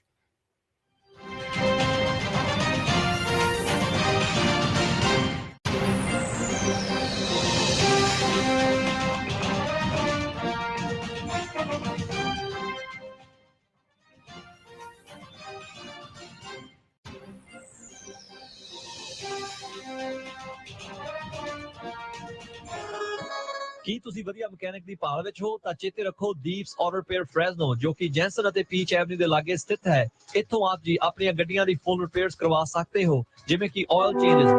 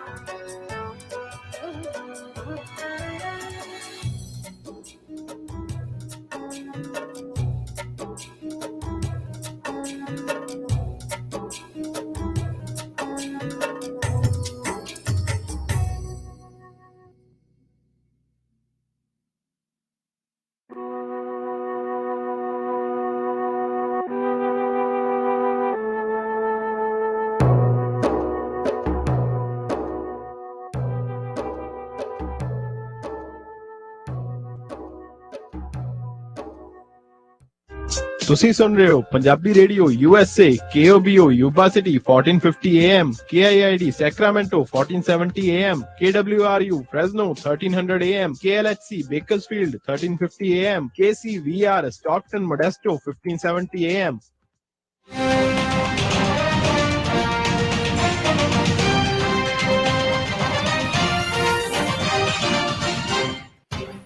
ਪੰਜਾਬੀ ਰੇਡੀਓ USA ਸੁਣ ਰਹੇ ਸਾਰੇ ਹੀ ਮਾਣਯੋਗ ਅਤੇ ਸਤਿਕਾਰ ਸਰੋਤਿਆਂ ਨੂੰ ਇੱਕ ਵਾਰੀ ਫੇਰ ਨਿੱਘੀ ਜੀ ਆਇਆਂ ਨੂੰ ਸਭ ਦਾ ਸਵਾਗਤ ਹੈ। ਸਰੋਤੇ ਪ੍ਰੋਗਰਾਮ ਚੱਲ ਰਿਹਾ ਜੀ ਇਸ ਟਾਈਮ ਖਬਰ ਤੇ ਨਜ਼ਰ। ਸ਼ੁੱਕਰਵਾਰ ਦੇ ਪ੍ਰੋਗਰਾਮ ਦੇ ਵਿੱਚ ਆਪਾਂ ਜਿਹੜੇ ਸਰੋਤਿਆਂ ਦੀਆਂ ਕਾਲਸ ਲੈਂਦੇ ਆ। ਮਿੰਟੂ ਜੀ ਆਪਣੇ ਨਾਲ ਜੁੜੇ ਹੋਏ ਨੇ ਉਹਨਾਂ ਸਵਾਲਾਂ ਦੇ ਜਵਾਬ ਦੇਣ ਦੇ ਲਈ। ਮਿੰਟੂ ਜੀ ਸਵਾਗਤ ਹੈ ਇੱਕ ਵਾਰੀ ਫੇਰ, ਸਤਿ ਸ੍ਰੀ ਅਕਾਲ ਜੀ। ਜੀ ਸ਼ੁਕਰੀਆ ਸਾਰਿਆਂ ਨੂੰ, ਸਤਿ ਸ੍ਰੀ ਅਕਾਲ ਜੀ। ਜੀ ਤੇ ਆਓ ਵਾਰੀ ਸਿਰ ਆਪਾਂ ਸਰੋਤਿਆਂ ਨਾਲ ਕਰਦੇ ਹਾਂ ਜੀ ਗੱਲਬਾਤ। ਸਰੋਤੇ ਕਾਲ ਕਰਨ ਦੇ ਲਈ ਨੰਬਰ ਹੈ 408 272 5200 4082725200। ਰਾਜ ਜੀ ਸਤਿ ਸ੍ਰੀ ਅਕਾਲ ਜੀ। ਰਾਜ ਜੀ ਹਾਂਜੀ ਮਿੰਟੂ ਜੀ, ਮੇਰਾ ਸਵਾਲ ਇਹ ਹੈ ਜੀ, ਭਗਵੰਤ ਮਾਨ ਨੂੰ ਐਡੀ ਛੇਤੀ SGPC ਦੇ ਜਿਹੜੇ ਉਹ ਕੁਰਬਾਨੀ ਦੇ ਪ੍ਰਚਾਰ ਵਾਲੇ ਪ੍ਰੋਗਰਾਮ ਦੇ ਵਿੱਚ ਬਿਆਨ ਦੇਣ ਦੀ ਕੀ ਲੋੜ ਸੀ ਜੀ? ਜੇ ਉਹਨੂੰ ਸਿੱਖਾਂ ਦਾ ਏਡਾ ਫਿਕਰ ਆ ਤਾਂ ਮਸਲੇ ਤਾਂ ਹੋਰ ਬਹੁਤ ਵੱਡੇ ਆ, ਜਿਵੇਂ ਬੇਅਦਬੀ ਦਾ ਜਾਂ ਹੋਰ ਆ, ਤੇ ਉਹਦੇ ਵਿੱਚ ਕਦੇ ਉਹਨਾਂ ਦਾ ਕੋਈ ਬਿਆਨ ਨਹੀਂ ਆਇਆ। ਹੋਰ ਵੱਡੇ ਮਸਲੇ ਆ, ਉਹਦੇ ਵਿੱਚ ਕਦੇ ਕੋਈ ਭਗਵੰਤ ਮਾਨ ਦਾ ਉਦਣ ਦਾ ਬਿਆਨ ਨਹੀਂ ਆਇਆ, ਚੁੱਪ ਆ। ਤੇ ਜਿਵੇਂ ਹੁਣ ਇੱਕ ਹੋਰ ਸਵਾਲ ਆ ਜੀ, ਜਿਵੇਂ ਹੁਣ ਪੁਰਾਣੇ ਮਸਲੇ ਨਿਕਲ ਰਹੇ ਆ, ਜਿਵੇਂ ਬੇਅਦਬੀ ਦਾ ਹੋਵੇ ਜਾਂ ਕੋਈ ਹੋਰ ਹੋਵੇ, ਤੇ ਕੀ ਜਿਹੜਾ ਮੌੜ ਬੰਬ ਧਮਾਕਾ ਹੋਇਆ ਸੀ ਉਹਦੀ ਕੋਈ ਗੱਲ ਚੱਲੀ ਆ ਜੀ? ਹੁਣ ਉਹਦਾ ਕੋਈ ਕਦੇ ਕਿਸੇ ਨੇ ਨਾਂ ਨਹੀਂ ਲਿਆ। ਦੇਖੋ ਗੱਲ ਇਹ ਹੈ ਸਰ ਕਿ ਮੌੜ ਬੰਬ ਧਮਾਕੇ ਬਾਰੇ ਮੈਂ ਪਿਛਲੇ 5 ਸਾਲਾਂ ਤੋਂ ਪੂਰਾ ਠੋਕ ਕੇ ਕਹਿੰਦਾ ਰਿਹਾ ਕਿ ਜੇ ਬਾਈਬਲ ਦਾ ਨਿਆਂ ਚਾਹੀਦਾ ਤਾਂ ਫਿਰ ਮੌੜ ਦਾ ਵੀ ਨਿਆਂ ਚਾਹੀਦਾ। ਉੱਥੇ ਵੀ ਨਿਰਦੋਸ਼ ਤੇ ਬੱਚੇ ਮਰੇ ਸੀ, ਕਿ ਉਹ ਬੱਚੇ ਸਾਡੇ ਨਹੀਂ ਹੈ। ਮੈਂ ਮਤਲਬ ਕਿ ਇਹ ਨਹੀਂ ਕਹਿ ਰਿਹਾ ਕਿ ਜੇ ਮੌੜ ਦਾ ਨਹੀਂ ਨਿਆਂ ਮਿਲਦਾ ਤੇ ਬਾਈਬਲ ਦਾ ਵੀ ਨਾ ਕਰੋ, ਨਹੀਂ। ਮੈਂ ਕਹਿੰਦਾ ਕਿ ਜਦੋਂ ਤੁਸੀਂ ਇਹ ਕਹਿੰਦੇ ਹੋ ਕਿ ਨਿਰਦੋਸ਼ ਮਾਰ ਦਿੱਤੇ, ਤਾਂ ਨਿਰਦੋਸ਼ ਕਿਤੇ ਵੀ ਮਰਿਆ ਹੋਵੇ, ਕਿਸੇ ਵੀ ਮਜ਼ਹਬ ਦਾ ਮਰਿਆ ਹੋਵੇ, ਕਿਸੇ ਵੀ ਕੌਮ ਦਾ ਮਰਿਆ ਹੋਵੇ, ਤਾਂ ਉਹਦੇ ਵਾਸਤੇ ਨਿਆਂ ਲੋੜੀਂਦਾ ਔਰ ਚਾਹੀਦਾ ਵੀ ਹੈ। ਦੂਜੀ ਚੀਜ਼ ਕਿ ਮੌੜ ਬੰਬ ਧਮਾਕੇ ਦੀ ਇਸ ਵੇਲੇ ਸੁਣਵਾਈ ਜਿਹੜੀ ਉਹ ਹਾਈ ਕੋਰਟ 'ਚ ਹੋ ਰਹੀ ਹੈ, ਤਾਂ ਉੱਥੇ ਸਟੇਟਸ ਰਿਪੋਰਟ ਵਗੈਰਾ ਜਿਹੜੀ ਉਹ ਤਲਬ ਕੀਤੀ ਜਾ ਰਹੀ ਹੈ। ਮੇਰੇ ਖਿਆਲ ਦੇ ਨਾਲ ਉਹ ਸਾਰਾ ਕੁਝ ਹਾਈ ਕੋਰਟ ਦੇਖੇਗੀ, ਤਾਂ ਉਹਦੇ ਵਿੱਚ ਇਹਨਾਂ ਨੂੰ ਕੁਛ ਨਾ ਕੁਛ ਕਰਨਾ ਪਵੇਗਾ। ਰਹੀ ਦੂਜੀ ਗੱਲ ਕਿ ਦੇਖੋ, ਇਸ ਗੱਲ ਦਾ ਜਵਾਬ ਭਗਵੰਤ ਮਾਨ ਹੀ ਦੇ ਸਕਦਾ ਹੈ ਕਿ ਉਹਨਾਂ ਨੇ ਕਿਹੜੇ ਮੁੱਦੇ ਤੇ ਬੋਲਣਾ ਤੇ ਕਦੋਂ ਬੋਲਣਾ। ਜਿੱਥੋਂ ਤੱਕ ਸਵਾਲ ਤੁਸੀਂ ਕੀਤਾ ਹੈ ਕਿ ਪਹਿਲੀ ਗੱਲ ਤੇ ਇਹ ਹੈ ਕਿ ਬਾਈਬਲ ਕਲਾ ਦੇ ਨਿਆਂ ਲਈ ਜੋ ਧਰਨਾ ਲੱਗਾ ਸੀਗਾ, ਉਹਦੇ 'ਚ ਉਚੇਚੇ ਤੌਰ ਤੇ ਇਹਨਾਂ ਦੀ ਲੀਗਲ ਟੀਮ ਪਹੁੰਚੀ ਆ, ਜਿਨ੍ਹਾਂ ਨੇ ਭਰੋਸਾ ਦਿੱਤਾ ਕਿ ਸਾਨੂੰ 3 ਦਿਨ ਦਾ ਸਮਾਂ ਦੇ ਦਿਓ, ਅਸੀਂ ਸਾਰਾ ਕੁਝ ਜਿਹੜਾ ਵੇਖ ਕੇ ਤੇ ਫਿਰ ਉਸ ਤੋਂ ਬਾਅਦ ਦੱਸਨੇ ਆ ਤੁਹਾਨੂੰ। ਬੇਅਦਬੀਆਂ ਦਾ ਮਾਮਲਾ ਹੈ ਜਿੱਥੋਂ ਤੱਕ, ਉਹਦੇ 'ਚ ਹਜ਼ੂਰ ਚਾਰਜਸ਼ੀਟ ਦਾਖਲ ਹੋ ਚੁੱਕੀ ਹੈ। ਉਹਦੇ 'ਚ ਪ੍ਰਾਈਮ ਮਿਨਿਸਟਰ ਵੀ ਕੁਝ ਨਹੀਂ ਕਰ ਸਕਦਾ, ਕਿਉਂਕਿ ਉਹ ਮਾਮਲੇ ਜਿਹੜੇ ਆ ਉਹ ਅਦਾਲਤ ਦੇ ਵਿੱਚ ਆ। ਉਹਦੇ 'ਚ ਚਾਹੇ ਪ੍ਰਾਈਮ ਮਿਨਿਸਟਰ ਵੀ ਆ ਜਾਵੇ, ਉਹ ਵੀ ਕੋਈ ਸਿੱਧੇ ਤੌਰ ਤੇ ਕੁਝ ਨਹੀਂ ਕਰ ਸਕਦਾ। ਕਿਉਂ? ਇਨਵੈਸਟੀਗੇਸ਼ਨ ਹੋ ਗਈ, ਜਦ ਚਾਰਜਸ਼ੀਟ ਫਾਈਲ ਹੋ ਗਈ, ਉਸ ਤੋਂ ਬਾਅਦ ਸਾਰਾ ਕੰਮ ਕੋਰਟ ਦਾ ਹੈ। ਰਹੀ ਗੱਲ ਗੁਰਬਾਣੀ ਤੇ, ਜੇ ਤੁਸੀਂ ਕਿਹਾ ਖਾਸ ਮੌਕੇ ਤੇ, ਉਹਦੇ ਵਿੱਚ ਦੇਖੋ ਜਿਸ ਦਿਨ ਇਹਨਾਂ ਦਾ ਇਹ ਬਿਆਨ ਆਇਆ ਉਸ ਦਿਨ ਜਹਾਜ਼ ਦੇ ਮਾਮਲੇ 'ਚ ਬੜਾ ਟ੍ਰੋਲ ਹੋ ਰਿਹਾ ਸੀ। ਹੋ ਸਕਦਾ ਕਿ ਉਸ ਮਾਮਲੇ ਦੇ ਵਿੱਚ ਇਹਨਾਂ ਨੇ ਕਿਹਾ ਹੋਵੇ ਕਿ ਗੱਲ ਨੂੰ ਥੋੜਾ ਦੂਸਰੇ ਪਾਸੇ ਖੜੀਏ, ਹੋ ਸਕਦਾ ਉਹਨਾਂ ਦੀ ਭਾਵਨਾ ਵੀ ਹੋ ਗਿਆ ਸੀ। ਤੇ ਮੈਨੂੰ ਨਹੀਂ ਲੱਗਦਾ ਕਿ ਇਹਦੇ ਵਿੱਚ ਕੁਝ ਗਲਤ ਉਹਨਾਂ ਨੇ ਕਿਹਾ, ਕਿਉਂਕਿ ਅਸੀਂ ਕਹਿੰਦੇ ਰਹੇ ਸਮੇਂ ਦੇ ਸਮੇਂ ਕਿ ਮੋਨੋਪੋਲੀ ਨਹੀਂ ਹੋਣੀ ਚਾਹੀਦੀ ਰਾਈਟਸ ਤੇ, ਚਾਹੇ ਕੋਈ ਵੀ ਹੈ। ਤਾਂ ਜੇ ਗੱਲ ਚੱਲੀ ਹੈ ਉਹ ਆਪਾਂ ਠੀਕ ਹੈ ਕਿ ਆਪਾਂ ਆਪਣੇ ਨਜ਼ਰੀਏ ਨਾਲ ਲੈ ਸਕਦੇ ਹਾਂ, ਆਜ਼ਾਦ ਹਾਂ। ਪਰ ਜੇ ਕਹਿ ਵੀ ਦਿੱਤਾ, ਕਿਸੇ ਵੀ ਪੱਖ ਤੋਂ ਕਹਿ ਦਿੱਤਾ, ਤਾਂ ਮੈਨੂੰ ਨਹੀਂ ਲੱਗਦਾ ਕਿ ਕੋਈ ਮਾੜੀ ਗੱਲ ਹੋ ਗਈ ਆ। ਪਰ ਦੂਜੀ ਗੱਲ ਜਿਹੜੀ ਹੈ ਕਿ ਵਾਕਿਆ ਮੌੜ ਬੰਬ ਧਮਾਕੇ ਦਾ ਵੀ ਜਿਹੜਾ ਉਹ ਨਿਆਂ ਹੋਣਾ ਚਾਹੀਦਾ, ਪਰ ਬੇਅਦਬੀਆਂ ਦਾ ਵੀ ਜਿਹੜਾ ਖਾਸ ਤੌਰ ਤੇ ਸਾਜ਼ਿਸ਼ ਕਰਦਾ ਉਹਦਾ ਪਰਦਾਫਾਸ਼ ਹੋਣਾ ਚਾਹੀਦਾ। ਮੈਨੂੰ ਲੱਗਦਾ ਮੌੜ ਬੰਬ ਧਮਾਕੇ ਦੇ ਵਿੱਚ ਜੇ ਇਹ ਜਾਂਚ ਕਰਕੇ ਕਰਾਉਂਦੇ ਆ ਤੇ ਫਾਇਦਾ ਇਹਨਾਂ ਨੂੰ ਆ, ਕਿਉਂਕਿ ਇਹ ਫਿਰ ਉਦੋਂ ਦਿਖਾ ਸਕਣਗੇ ਵੀ ਉਸ ਟਾਈਮ ਦੇ ਉੱਤੇ ਇਹਨਾਂ ਦੀ ਇੱਕ ਲਹਿਰ ਨੂੰ ਕਹਿ ਲਓ ਵੀ ਖੋਰਾ ਲਾਉਣ ਦੇ ਵਿੱਚ ਉਸ ਧਮਾਕੇ ਦਾ ਬਹੁਤ ਵੱਡਾ ਜਿਹੜਾ ਉਹ ਹੱਥ ਸੀਗਾ, ਕਿ ਕਿਸ ਤਰੀਕੇ ਦੇ ਨਾਲ ਹਵਾਵਾਂ ਜਿਹੜੀਆਂ ਉਸ ਟਾਈਮ ਤੋਂ ਬਾਅਦ 'ਚ ਪਲਟ ਗਈਆਂ ਸੀਗੀਆਂ। ਦੀਪਿੰਦਰ ਜੀ ਸਤਿ ਸ੍ਰੀ ਅਕਾਲ। ਹਾਂਜੀ ਸਤਿ ਸ਼੍ਰੀ ਅਕਾਲ ਜੀ। ਆਪਣਾ ਮੈਂ ਤਾਂ ਮਿੰਟੂ ਜੀ ਨੂੰ ਇੰਨਾ ਪੁੱਛਣਾ ਸੀਗਾ ਵੀ SGPC ਦੀਆਂ ਇਲੈਕਸ਼ਨਾਂ ਦਾ ਕੋਈ ਹੈਗਾ, ਕੋਈ ਵੀ ਹੋਣ ਦੀ ਸੰਭਾਵਨਾ ਹੈਗੀ ਹੈ ਕਿਤੇ ਨੇੜੇ ਤੇੜੇ, ਕਿ ਅਜੇ ਠੰਡੇ ਬਸਤੇ ਜੀ ਹੈ? ਧੰਨਵਾਦ ਜੀ। ਨਹੀਂ ਸਰ, ਮੈਨੂੰ ਨਹੀਂ ਲੱਗਦਾ ਕਿ ਨੇੜਲੇ ਭਵਿੱਖ ਦੇ ਵਿੱਚ ਇਹ ਚੋਣਾਂ ਜਿਹੜੀਆਂ ਹੋ ਜਾਣਗੀਆਂ। ਉਹਦਾ ਕਾਰਨ ਇਹ ਆ ਕਿ ਸਾਰੋਂ ਸਾਹਿਬ ਜਿਹੜੇ ਇਹਨਾਂ ਨੇ ਲਿਆਂਦੇ ਨੇ, ਮਤਲਬ ਕਿ ਚੀਫ ਕਮਿਸ਼ਨ, ਉਹ ਤੇ ਹਾਲੇ ਵੀ ਪੂਰਾ ਮਤਲਬ ਕਿ ਨਾ ਤਾਂ ਵੇਤਨ ਪਾ ਰਹੇ ਨੇ ਤੇ ਨਾ ਹੀ ਉਹਨਾਂ ਨੂੰ ਪੂਰਾ ਸਟਾਫ ਮਿਲਿਆ। ਕਿਉਂਕਿ ਤੁਹਾਨੂੰ ਪਤਾ ਹੈ ਇਹ ਜਿਹੜੀਆਂ ਹੁੰਦੀਆਂ ਨੇ ਨਾ ਚੋਣਾਂ, ਇਹਨਾਂ ਦੀਆਂ ਜਿਹੜੀਆਂ ਵੋਟਰ ਸੂਚੀਆਂ ਹੁੰਦੀਆਂ ਨੇ, ਤਾਂ ਉਹਦੇ ਚ ਕੀ ਆ ਕਿ ਕਾਫੀ ਘੋਖ ਪੜਤਾਲ ਕਰਨੀ ਪੈਂਦੀ ਹੈ। ਉਹ ਵੀ ਇੱਕ ਲੰਮਾ ਚੌੜਾ ਪ੍ਰੋਸੀਜਰ ਹੈ। ਫਿਰ ਜੇ ਤੁਸੀਂ ਦੇਖੋਗੇ ਤਾਂ ਸਹਿਜਧਾਰੀਆਂ ਵਾਲਾ ਮੁੱਦਾ ਜਿਹੜਾ ਉਹ ਵੀ ਹਾਈ ਕੋਰਟ ਦੇ ਵਿੱਚ ਹੈ ਤੇ SGPC ਨੂੰ ਉਹਦੇ ਚ ਵੀ ਨੋਟਿਸ ਹੋਇਆ ਪਿਆ। ਤੇ ਫਿਰ ਮੇਰੇ ਖਿਆਲ ਦੇ ਨਾਲ ਕਮੇਟੀ ਦਾ ਵੀ ਇੱਕ ਮਾਮਲਾ ਜਿਹੜਾ ਹਰਿਆਣਾ ਕਮੇਟੀ ਵਾਲਾ ਉਹ ਵੀ ਹੈ, ਕੁਝ ਇਸ ਤਰ੍ਹਾਂ ਦਾ ਕੁਝ ਕੇਸ ਵੀ ਹੈਗੇ ਆ। ਸੋ ਮੈਨੂੰ ਨਹੀਂ ਲੱਗਦਾ ਕਿ ਜਿਵੇਂ ਆਪਾਂ ਕਹਿੰਦੇ ਆ ਸ਼ਬਦ ਇੱਕ ਵਰਤਦੇ ਹੁੰਦੇ ਨਿਕਟਵਰਤੀ, ਨੇੜਲੇ ਭਵਿੱਖ ਦੇ ਵਿੱਚ ਅਸਾਰ ਨਹੀਂ। ਉਹਦਾ ਟਾਈਮ ਲੱਗੇਗਾ, ਜਦੋਂ ਵੀ ਐਲਾਨ ਹੋਏਗਾ ਤਾਂ ਇੱਕ ਤਰ੍ਹਾਂ ਨਾਲ ਕਹਿ ਲਓ ਕਿ ਮੰਨ ਕੇ ਚੱਲੋ ਕਿ ਜਦ ਵੀ ਐਲਾਨ ਹੁੰਦਾ ਤਾਂ ਕੋਈ 4 ਮਹੀਨੇ 6 ਮਹੀਨੇ ਦਾ ਤਾਂ ਵਕਫਾ ਉਦੋਂ ਵੀ ਲੱਗੇਗਾ। ਜੀ ਜਗਦੀਸ਼ ਜੀ ਸਤਿ ਸ਼੍ਰੀ ਅਕਾਲ।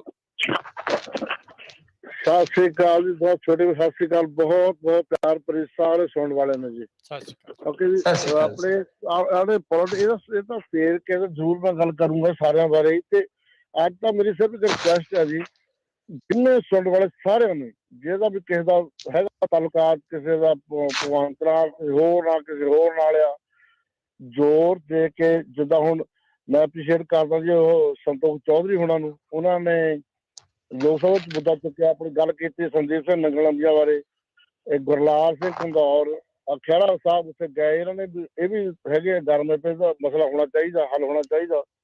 ਇਹ ਕਹਿੰਦੇ ਜਿਹੜੇ ਬਾਹਰੋਂ ਜਿਹੜੇ ਬੰਦੇ ਕਰਾ ਰਹੇ ਜੀ, ਉਹ ਕਿਸੇ ਤਰ੍ਹਾਂ ਜੇ ਹੋ ਸਕਦਾ, ਪਰ ਕਾਨੂੰਨ ਦਾ ਪਤਾ ਨਹੀਂ ਹੈ, ਉਹਨਾਂ ਨੂੰ ਇੰਡੀਆ ਜਾ ਕੇ ਤਾਂ ਉਹਨਾਂ ਨੂੰ ਘੜੀਸ ਹੋਣ, ਸਖਤ ਸਜ਼ਾ ਮਿਲਣ, ਜਿਹੜਾ ਉਹਨਾਂ ਦਾ ਨਰਕ ਬਣੇ, ਜਿਹੜਾ ਗਾਂ ਨੂੰ ਕਿਸੇ ਬੰਦੇ ਹੋਰ ਦਿਨ ਹੋਵੇ। ਦੇਖੋ ਬੜੀ ਬਹੁਤ ਡਰਾਉਣੀਆਂ ਗੱਲਾਂ, ਕਿੰਨਿਆਂ ਦਿਨਾਂ ਦੇ ਰੋਜ਼ੇ ਕਤਲ, ਰੋਜ਼ੇ ਗੋਲੀ, ਰੋਜ਼ੇ ਕਤਲ, ਕਿ ਇੱਕ ਬੰਦਾ 2 ਮਰੇ। ਗੋਲੀ ਚਲਾਉਣੀ ਨਾ ਲੋਕਾਂ ਨੇ ਇੱਕ ਮਸਾਲਾ, ਇੱਕ ਨਾ ਫਲ ਸਮਝ ਲਿਆ ਵੀ ਗੋਲੀ ਉਗੱਲੇ ਹਨ ਜੀ, ਉਗੱਲੇ ਹਨ ਜੀ, ਠੀਕ ਹੈ। ਫਿਰ ਦੂਜੀ ਗੱਲ, ਹੁਣ ਜਿਹੜੇ ਤੁਹਾਡੇ ਸਾਡੇ ਜਿਹੜੇ ਬੰਦੇ ਸਧਾਰਨ ਬੰਦੇ ਦੀ ਗੋਲੀ ਬਾਰੇ ਖੜਦਾ ਕੌਣ ਆ, ਉਹਨਾਂ ਨੂੰ ਪਤਾ ਕੋਈ ਨਹੀਂ ਹੈਗਾ, ਔਰ ਕਿਸੇ ਵੇਲੇ ਕਿੱਧਰੋਂ ਆ ਜਾਣਾ, ਕੀ ਕਰ ਦੇਣਾ ਆ, ਠੀਕ ਹੈ ਨਹੀਂ। ਇਹਨਾਂ ਦੀ ਇਹਨਾਂ ਤੇ ਕੋਈ ਰੋਕਣੀ ਚਾਹੀਦੀ, ਔਰ ਹੱਥ ਜੋੜ ਕੇ ਮੇਰੀ ਸਾਰਿਆਂ ਨੂੰ ਰਿਕੁਐਸਟ ਹੈ ਜੀ। ਮਿਹਰਬਾਨੀ ਜੀ। ਦੇਖੋ ਇਹ ਗੈਂਗਸਟਰਾਂ ਬਾਰੇ ਕਹਿ ਰਹੇ ਨੇ ਮੇਰੇ ਖਿਆਲ ਦੇ ਨਾਲ ਵੀ ਗੋਲੀ ਚਲਾਉਣੀ, ਕਹਿੰਦੇ ਵੀ ਹੁਣ ਤਾਂ ਇੰਨੀ ਆਮ ਜੀ ਇੱਕ ਹਿਸਾਬ ਦੇ ਨਾਲ ਹੈਗੀ ਹੈ ਵੀ ਇਸ ਦੇ ਉੱਤੇ ਕਾਬੂ ਪਾਉਣ ਦੀ ਜਿਹੜੀ ਜ਼ਰੂਰਤ ਹੈਗੀ ਆ, ਵੀ ਚੰਗੇ ਭਲੇ ਬੰਦੇ ਵੀ ਗੋਲੀ ਦਾ ਸ਼ਿਕਾਰ ਜਿਹੜਾ ਆ ਉਹ ਤਗੜੇ ਵੀ ਜਿਹੜੇ ਹੋਈ ਜਾ ਰਹੇ ਆ। ਨਹੀਂ, ਉਹਦੇ ਚ ਤਾਂ ਇਹੀ ਹੈ ਕਿ ਲਾਅ ਐਂਡ ਆਰਡਰ ਤੁਹਾਡਾ ਤਗੜਾ ਹੋਵੇ। ਦੇਖੋ ਕ੍ਰਾਈਮ ਨੂੰ ਤੁਸੀਂ ਜੜ ਤੋਂ ਨਹੀਂ ਪੱਟ ਸਕਦੇ, ਤੇ ਇੱਧਰ ਵੀ ਤੁਹਾਡੇ ਸ਼ੂਟ ਆਊਟ ਹੁੰਦੇ ਨੇ ਹਨਾ, ਐਨਕਾਊਂਟਰ ਵੀ ਹੋ ਜਾਂਦੇ ਨੇ, ਕਿ ਕ੍ਰਾਈਮ ਤਾਂ ਰਹਿੰਦਾ। ਮਸਲਾ ਇਹ ਹੁੰਦਾ ਕਿ ਕ੍ਰਿਮੀਨਲ ਦੇ ਮਾਈਂਡ 'ਚ ਡਰ ਕਿੰਨਾ ਕਿ ਮੈਂ ਮੌਕੇ ਤੋਂ ਭੱਜਣ ਦੀ ਕਿੰਨੀ ਕੁ ਸੰਭਾਵਨਾ ਰੱਖਦਾ, ਬਚਣ ਦੀ ਕਿੰਨੀ ਕੁ ਸੰਭਾਵਨਾ ਰੱਖਦਾ, ਔਰ ਬਰੀ ਹੋਣ ਦੀ ਕਿੰਨੀ ਕੁ ਸੰਭਾਵਨਾ ਰੱਖਦਾ। ਸੋ ਉਹ ਚੀਜ਼ਾਂ ਫਰਕ ਪਾਉਂਦੀਆਂ ਨੇ ਕਿ ਤੁਹਾਨੂੰ ਲਾਅ ਐਂਡ ਆਰਡਰ ਜਿਹੜਾ ਹੈ ਬਹੁਤ ਜ਼ਿਆਦਾ ਸਖਤ ਕਰਨਾ ਪਏਗਾ ਕਿ ਕ੍ਰਿਮੀਨਲ ਖਤਮ ਨਹੀਂ ਕਰ ਸਕਦੇ ਤੁਸੀਂ, ਪਰ ਜੋ ਕ੍ਰਿਮੀਨਲ ਦੀ ਇੱਕ ਕਹਿ ਲਈਏ ਕਿ ਨਾ ਨਿਰਭੀਕਤਾ ਹੁੰਦੀ ਹੈ, ਬੇਖੌਫਤਾ ਹੁੰਦੀ ਹੈ, ਉਹਨੂੰ ਖਤਮ ਕਰ ਸਕਦੇ ਤੁਸੀਂ। ਤਾਂ ਉਹਦੇ ਨਾਲ ਕੀ ਹੁੰਦਾ ਹੈ ਕਿ ਜਿਹੜਾ ਤੁਹਾਡਾ ਕ੍ਰਾਈਮ ਰੇਟ ਆ ਉਹ ਥੱਲੇ ਆ ਜਾਂਦਾ। ਸੋ ਇਸ ਕਰਕੇ ਇਸ ਪੱਖ ਤੋਂ ਬਹੁਤ ਜ਼ਰੂਰੀ ਹੈ ਕਿ ਕੰਮ ਕਰਨਾ। ਔਰ ਕੁੰਵਰ ਵਿਜੇ ਪ੍ਰਤਾਪ ਸਿੰਘ ਵਰਗਾ ਬੰਦਾ ਇਹਨਾਂ ਦੇ ਕੋਲ ਵਿਧਾਇਕ ਰੂਪ ਦੇ ਵਿੱਚ ਹੈਗਾ, ਜੇ ਚਾਹਣ ਤਾਂ ਉਹਦੀ ਸੇਵਾ ਲੈ ਸਕਦੇ ਆ ਕਿਸੇ ਨਾ ਕਿਸੇ ਮੰਤਰਾਲੇ ਦੇ ਵਿੱਚ ਉਹਨੂੰ ਲਾ ਕੇ, ਜਾਂ ਕੋਈ ਸਪੈਸ਼ਲ ਡਿਊਟੀ। ਜੀ ਅਗਲੇ ਕਾਲਰ ਜੋਗਾ ਸਿੰਘ ਜੀ। ਕਾਂਜਾ ਜੀ, ਸਤਿ ਸ੍ਰੀ ਅਕਾਲ ਜੀ। ਸਤਿ ਸ਼੍ਰੀ ਅਕਾਲ। ਮੇਰਾ ਸਵਾਲ ਹੈ ਜੀ ਵੀ ਜ਼ਮੀਨਾਂ ਦੀ ਪੰਚਾਇਤੀ ਜ਼ਮੀਨਾਂ ਦੀ ਪੜਤਾਲ ਚੱਲ ਰਹੀ ਹੈਗੀ ਆ, ਇਹ ਬੜੀਆਂ ਸੁਰਖੀਆਂ ਦੀ ਗੱਲ, 10,000 ਤੋਂ ਉੱਪਰ ਏਕੜ ਜ਼ਮੀਨ ਜਿਹੜੀਆਂ ਲੋਕਾਂ ਨੇ ਬੜਨ ਦਬੀਆਂ ਆ, ਇਹ ਇੱਕ ਕਿਸਮ ਦੇ ਅਫਵਾਹ ਬਣ ਕੇ ਅਖਬਾਰ ਦੇ ਸੁਰਖੀਆਂ ਬਣ ਕੇ ਰਹੀ ਜਾਏ, ਸਰਕਾਰ ਦੇ ਵਿੱਚ ਕੋਈ ਠੋਸ ਕੰਮ ਤੇ ਬੜਿਆ ਲੋਕਾਂ ਨੂੰ ਹੱਥ ਪਾਉਗੀ ਜੀ। ਮਿਹਰਬਾਨੀ, ਆਹੀ ਸਵਾਲ ਹੈ ਜੀ। ਨਹੀਂ ਦੇਖੋ, ਨਿਕਲ ਸਕਦਾ ਜੀ ਸਰ, ਕੋਈ ਵੱਡੀ ਗੱਲ ਨਹੀਂ ਹੈ, ਕਬਜ਼ਾ ਨਿਕਲ ਸਕਦਾ ਆ। ਇਹਦੇ ਚ ਕੀ ਹੈ ਕਿ ਤੁਹਾਨੂੰ ਇੱਕ ਤੇ ਤਗੜੇ ਹੋ ਕੇ ਕੋਰਟ ਕੇਸ ਲੜਨੇ ਪੈਣਗੇ, ਕਿਉਂਕਿ ਜਦੋਂ ਵੀ ਇਸ ਤਰ੍ਹਾਂ ਦਾ ਮਾਮਲਾ ਹੁੰਦਾ ਆਪਾਂ ਨੂੰ ਪਤਾ ਕਿ ਫਿਰ ਦੀਵਾਨੀ ਕੇਸ ਜਿਹੜਾ ਉਹ ਲਾਇਆ ਜਾਂਦਾ ਹੈ, ਤੇ ਬਹੁਤ ਸ਼ਿੱਦਤ ਦੇ ਨਾਲ ਸਰਕਾਰ ਨੂੰ ਕੇਸ ਲੜਨੇ ਪੈਣਗੇ, ਜਲਦੀ ਉਹ ਨਿਬੇੜਨੇ ਪੈਣਗੇ। ਤਾਂ ਇਹ ਜ਼ਰੂਰ ਹੈ ਕਿ ਜੇ ਸਰਕਾਰ ਇੱਛਾ ਸ਼ਕਤੀ ਰੱਖ ਕੇ ਚੱਲੇ ਤੇ ਕੋਈ ਅਸੰਭਵ ਨਹੀਂ ਹੈਗਾ, ਕੋਈ ਵੀ ਕਾਰਜ ਸੰਭਵ ਨਹੀਂ ਹੁੰਦਾ, ਸੰਭਵ ਕੀਤਾ ਜਾ ਸਕਦਾ। ਤੇ ਮੇਰੀ ਜਾਣਕਾਰੀ ਦੇ ਅਨੁਸਾਰ ਤੇ ਤੁਸੀਂ 10,000 ਦਾ ਕਹਿ ਰਹੇ ਹੋ, ਇੱਕ ਡਿਵੀਜ਼ਨ ਦਾ ਹੈ ਜੀ। ਜੇ ਪੂਰੇ ਪੰਜਾਬ ਦਾ ਓਵਰਆਲ ਤੁਸੀਂ ਰਕਬਾ ਦੇਖੋਗੇ ਤਾਂ ਤਕਰੀਬਨ ਮੇਰਾ ਮੰਨਣਾ ਕਿ 70,000 ਜਾਂ 80,000 ਕਿੱਲਾ ਵੀ ਹੋ ਸਕਦਾ।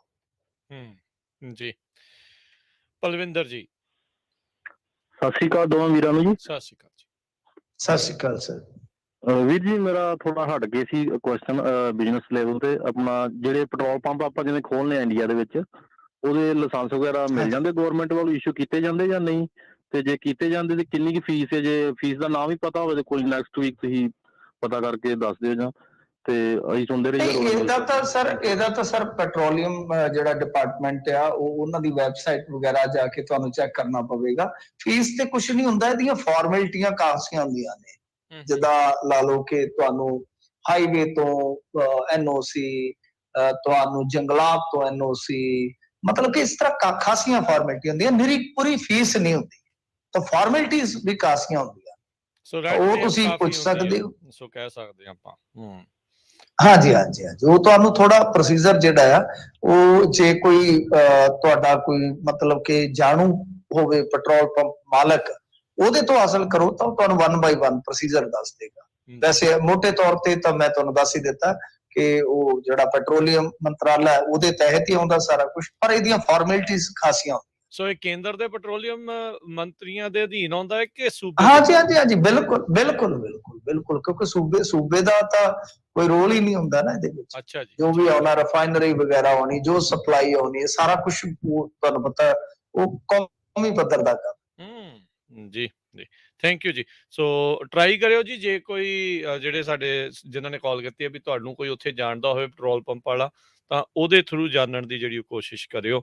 ਬਾਕੀ ਇਨਵੈਸਟਮੈਂਟ ਨੂੰ ਲੈ ਕੇ ਹੁਣ ਦੇਖੋ ਆਉਣ ਵਾਲੇ ਸਮੇਂ 'ਚ ਪਤਾ ਲੱਗੂਗਾ ਲੋਕਾਂ ਦਾ ਝੁਕਾਅ ਹੈਗਾ ਕਿ ਨਹੀਂ। ਪਰ ਪਿਛਲੇ ਕਾਫੀ ਵਰ੍ਹਿਆਂ ਤੋਂ, ਦਹਾਕਿਆਂ ਤੋਂ ਹੀ ਹੁਣ ਬਾਹਰਲੇ ਲੋਕਾਂ ਨੇ ਇਨਵੈਸਟਮੈਂਟ ਕਾਫੀ ਜ਼ਿਆਦਾ ਪੰਜਾਬ ਵਿੱਚ ਘਟਾਈ ਹੈਗੀ ਆ। ਸਤਨਾਮ ਜੀ। ਹਾਂਜੀ, ਮੇਰਾ ਸਤਿ ਸ਼੍ਰੀ ਅਕਾਲ ਦੋਨੋਂ ਵੀਰਾਂ ਨੂੰ ਜੀ। ਮੇਰਾ ਇਹ ਕੁਐਸਚਨ ਹੈ ਜੀ, ਜਿਹੜਾ ਆਪਣੇ ਹੁਣ ਆਮ ਪਾਰਟੀ ਆ ਜਿਹੜੀ ਇਹਨੇ ਸੱਤਾ ਪ੍ਰਾਪਤ ਕੀਤੀ ਹੈ ਇੰਨੀ ਬਹੁਮਤ ਦੇ ਨਾਲ, ਜਿਹੜੀਆਂ ਇਹਨਾਂ ਨੇ ਜ਼ਿਆਦਾ ਜਿੱਦਾਂ ਭਗਤ ਸਿੰਘ ਦਾ ਨਾਂ ਯੂਜ਼ ਕਰਕੇ ਉਹਨੂੰ ਸੱਤਾ ਪ੍ਰਾਪਤ ਜਿੱਦਾਂ ਕਰ ਲਈ ਆ। ਪਰ ਲੱਗਦਾ ਏਦਾਂ ਆ ਵੀ ਜਿਹੜੇ ਵਾਅਦੇ ਵੂਦੇ ਕੀਤੇ ਆ ਵੀ ਅਸੀਂ ਫ੍ਰੀ ਆਹ ਦੇਵਾਂਗੇ, ਜਦੋਂ ਸਾਡੇ ਕੋਲ ਆਲਰੇਡੀ 3 ਲੱਖ ਕਰੋੜ ਰੁਪਏ ਦਾ ਕਰਜ਼ਾ ਆ, ਤੇ ਸਾਡੇ ਲੋਕਾਂ ਨੂੰ ਵੀ ਇਹ ਚਾਹੀਦਾ ਵੀ ਕੰਮ ਕਰਨ। ਇਹ ਜਿਹੜੇ ਫ੍ਰੀ ਮੰਗਣ ਲੱਗੇ ਹੋ ਆ, ਇਹ ਫ੍ਰੀ ਇਹਨਾਂ ਨੂੰ ਆਊਗਾ ਕਿੱਥੋਂ? ਕਿਹੜਾ ਤੁਹਾਨੂੰ ਫ੍ਰੀ ਲਿਆ ਕੇ ਰੋਟੀ ਦਊਗਾ ਤੇ ਕਿਹੜਾ ਤੁਹਾਨੂੰ ਫ੍ਰੀ ਖਿਲਾਊਗਾ? ਤੇ ਜੇ ਬਾਕੀ ਤੇ ਜਿਹੜੀ ਪਾਰਟੀ ਆ, ਇਹਨਾਂ ਨੇ ਵੀ ਝੂਠੇ ਵਾਅਦੇ ਕਰਕੇ ਇਹ ਰਾਜ ਸੱਤਾ ਲੈ ਲਈ ਆ, ਤੇ ਲਾਅ ਐਂਡ ਆਰਡਰ ਨੂੰ ਇਹ ਕਿੱਦਾਂ ਇਹ ਟੇਕਰ ਕਰਨਗੇ ਜਦ ਆਪੇ ਝੂਠੇ ਆ। ਇਹ ਤੁਹਾਨੂੰ ਪਹਿਲਾਂ ਆਪਣੀ ਮੰਜੀ ਥੱਲੇ ਸੋਟਾ ਫੇਰਨਾ ਪਊਗਾ।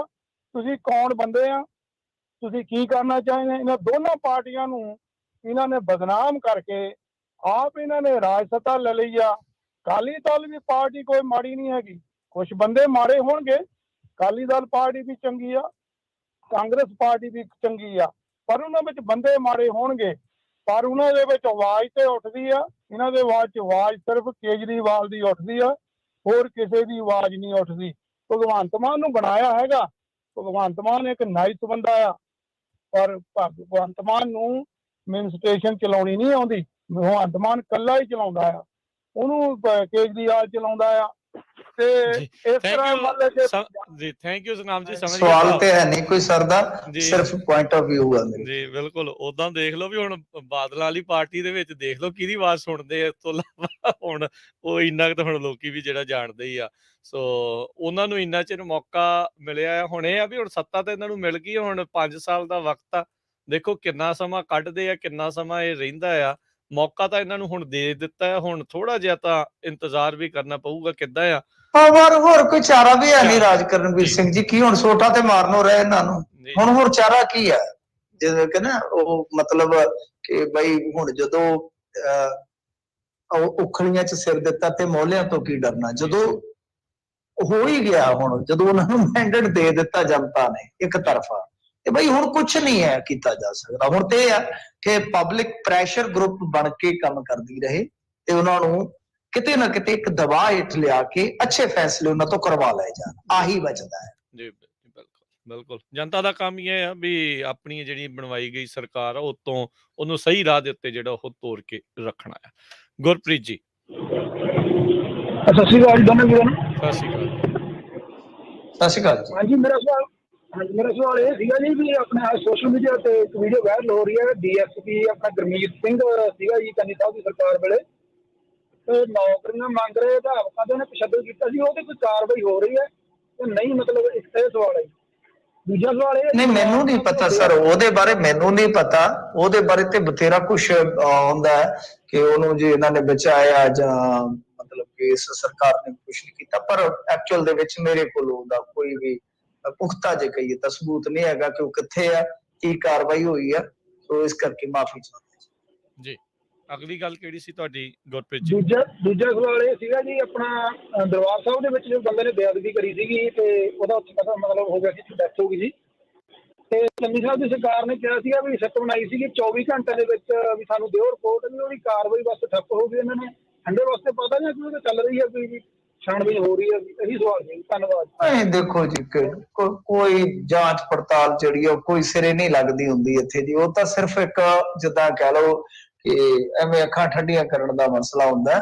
ਇੰਨੀ ਜਲਦੀ ਤੁਸੀਂ ਸੋਚ ਸਕਦੇ ਹੋ ਕਿ ਕੋਈ ਹੈਗਾ ਕਿ ਮਤਲਬ ਇਹ ਕੋਈ ਨਿਆਣਾ ਹੈ ਜਿਹਨੂੰ ਟਰੋਫੀ ਦਾ ਲਾਲਚ ਦੇ ਕੇ ਤੁਸੀਂ ਉਗਲਵਾ ਲਓਗੇ ਸਾਰਾ ਕੁਝ, ਜਦੋਂ ਉਹ ਬੰਦੇ ਦਾ ਪਤਾ ਹੀ ਨਹੀਂ ਲੱਗਿਆ, ਉਹ ਆਇਡੈਂਟੀਫਾਈਡ ਹੀ ਨਹੀਂ ਹੋਇਆ, ਕਿੱਥੋਂ ਆਇਆ ਸੀ ਇਹ ਵੀ ਨਹੀਂ ਪਤਾ ਲੱਗਾ ਕਿ ਉਹਦਾ ਐਂਟਰੀ ਪੁਆਇੰਟ ਕੀ ਸੀਗਾ।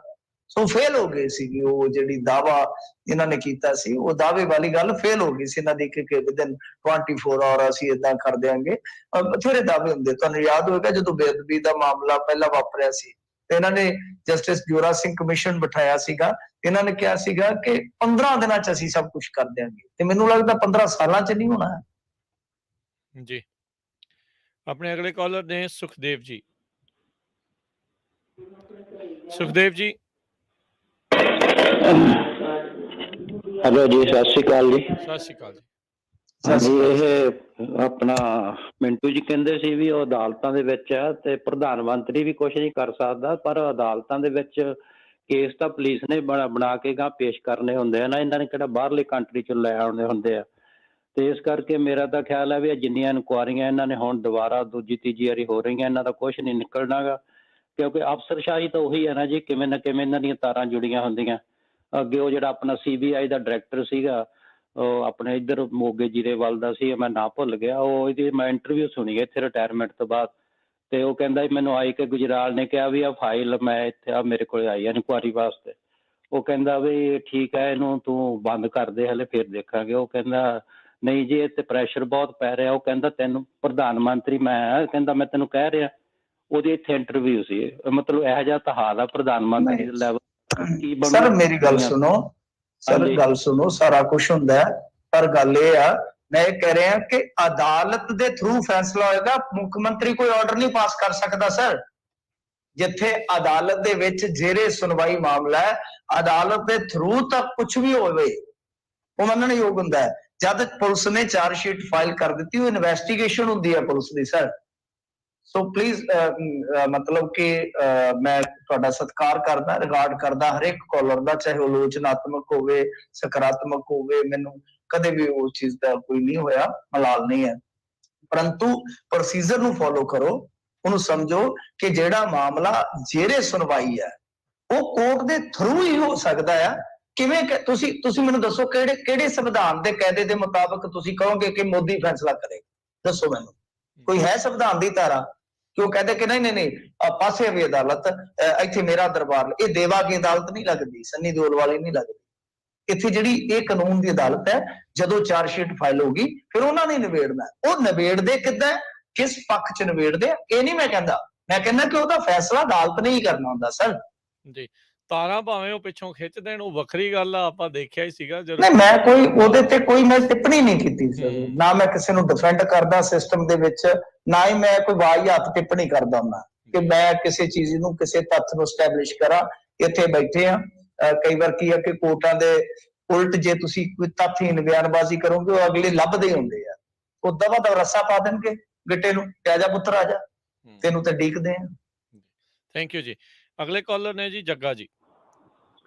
ਹਾਂਜੀ, ਅੱਜ ਕਰਨਵੀਰ ਸਿੰਘ ਤੇ ਆਪਣੇ ਮਿੰਟੂ ਸਿੰਘ ਦੋਨਾਂ ਨੂੰ ਬਹੁਤ ਬਹੁਤ ਸਤਿ ਸ੍ਰੀ ਅਕਾਲ। ਸਤਿ ਸ਼੍ਰੀ ਅਕਾਲ ਜੀ।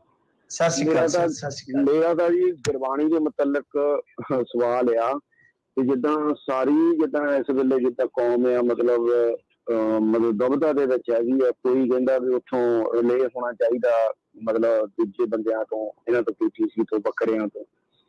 ਕੋਈ ਕਹਿੰਦੇ ਆ ਵੀ ਉਹ ਸ਼੍ਰੋਮਣੀ ਜਿਹੜੀ ਪ੍ਰਬੰਧਕ ਕਮੇਟੀ ਉਹਦੇ ਹੱਥ 'ਚ ਆਉਣਾ ਚਾਹੀਦਾ। ਕੋਈ ਕਹਿੰਦਾ ਵੀ ਮਤਲਬ ਪਬਲਿਕ ਦੇ ਹੱਥ 'ਚ ਆਉਣਾ ਚਾਹੀਦਾ। ਤੇ ਮੈਂ ਇਹ ਸੋਚਦਾ ਹਾਂ ਵੀ ਜਿਹੜੀ ਸਾਡੀ ਆਮ ਜਿਹੜੀ ਸਿੱਖ ਕੌਮ ਆ, ਜਿਨ੍ਹਾਂ ਦਾ ਮਤਲਬ ਜਿਹੜੇ ਨਾਨਕ ਨਾਮ ਲੇਵਾ ਮਤਲਬ ਸੰਗਤ ਹੈਗੀ ਆ, ਕੀ ਗੱਲ ਉਹ ਆਪ ਖੁਦ ਪਾਠ ਕਰਨਾ ਮਤਲਬ ਭੁੱਲਣਾ ਚਾਹੁੰਦੀ ਆ ਜਾਂ ਭੁੱਲ ਗਈ, ਸਿਰਫ ਸੁਣਨਾ ਹੀ ਆ? ਵੀ ਇਹ ਜਿਹੜਾ ਗੁਰਬਾਣੀ ਦੇ ਨਾਂ ਤੇ ਲੋਕ ਕਮਾਈ ਕਰ ਰਹੇ ਆ, ਇਹ ਕਿਸੇ ਤਰੀਕੇ ਨਾਲ ਸਾਡੇ ਜਿਹੜੇ ਵਿਦਵਾਨ ਆ ਜਾਂ ਜਿਹੜੇ ਬੁੱਧੀਜੀਵੀ ਆ ਸਹਿਰਦ ਹੋ ਕੇ ਬਹਿ ਕੇ ਇਸ ਚੀਜ਼ ਦਾ ਕੋਈ ਨਿਤਾਰਾ ਕਰ ਸਕਣਗੇ ਜਾਂ ਇਹਨੂੰ ਬੰਦ ਕਰ ਸਕਣਗੇ ਕਿ ਏਦਾਂ ਹੀ ਲੁੱਟ ਹੁੰਦੀ ਆਊ? ਕਿਉਂਕਿ ਦਿਨੋਂ ਦਿਨ ਅਸੀਂ ਮਤਲਬ ਵਿਪਰਵਾਦ ਵਾਲੇ ਪਾਸੇ ਨੂੰ ਵੱਧ ਰਹੇ ਹਾਂ, ਨਾ ਕਿ ਸਿੱਖ ਸਿਧਾਂਤਾਂ ਵਾਲੇ ਪਾਸੇ। ਇਹਦੇ ਬਾਰੇ ਵਿਚਾਰ ਦਿਓ, ਬੜੀ ਮਿਹਰਬਾਨੀ। ਸਰ ਮੈਂ ਬੜਾ ਲਿਟਰਲੀ ਕਹਿੰਦਾ ਹੁੰਦਾ ਕਿ ਮੈਂ ਕੋਈ ਧਾਰਮਿਕ ਗਿਆਤਾ ਨਹੀਂ ਆ। ਮੈਂ ਮਤਲਬ ਕਿ ਕਿਸੇ ਧਰਮ ਨੂੰ ਨਾ ਮੈਂ ਛੁਟਿਆਵਾਂ ਨਾ ਮੈਂ ਵਧੇਰੇ ਵਡਿਆਵਾਂ। ਮੇਰੇ ਲਈ ਸਾਰੇ ਸਤਿਕਾਰਯੋਗ ਆ। ਇਹ ਸਿਧਾਂਤਾਂ ਦਾ ਜਾਣਕਾਰ ਹੀ ਤੁਹਾਨੂੰ ਇਹ ਜਵਾਬ ਦੇ ਸਕਦਾ ਹੈ। ਪਰ ਮੇਰਾ ਇਹ ਮੰਨਣਾ ਹੈ ਕਿ ਅੱਜ ਦੇ ਦੌਰ ਦੇ ਵਿੱਚ ਇਹ ਚੀਜ਼ਾਂ ਵੀ ਨਜ਼ਰ ਅੰਦਾਜ਼ ਆਪਾਂ ਨਹੀਂ ਕਰ ਸਕਦੇ।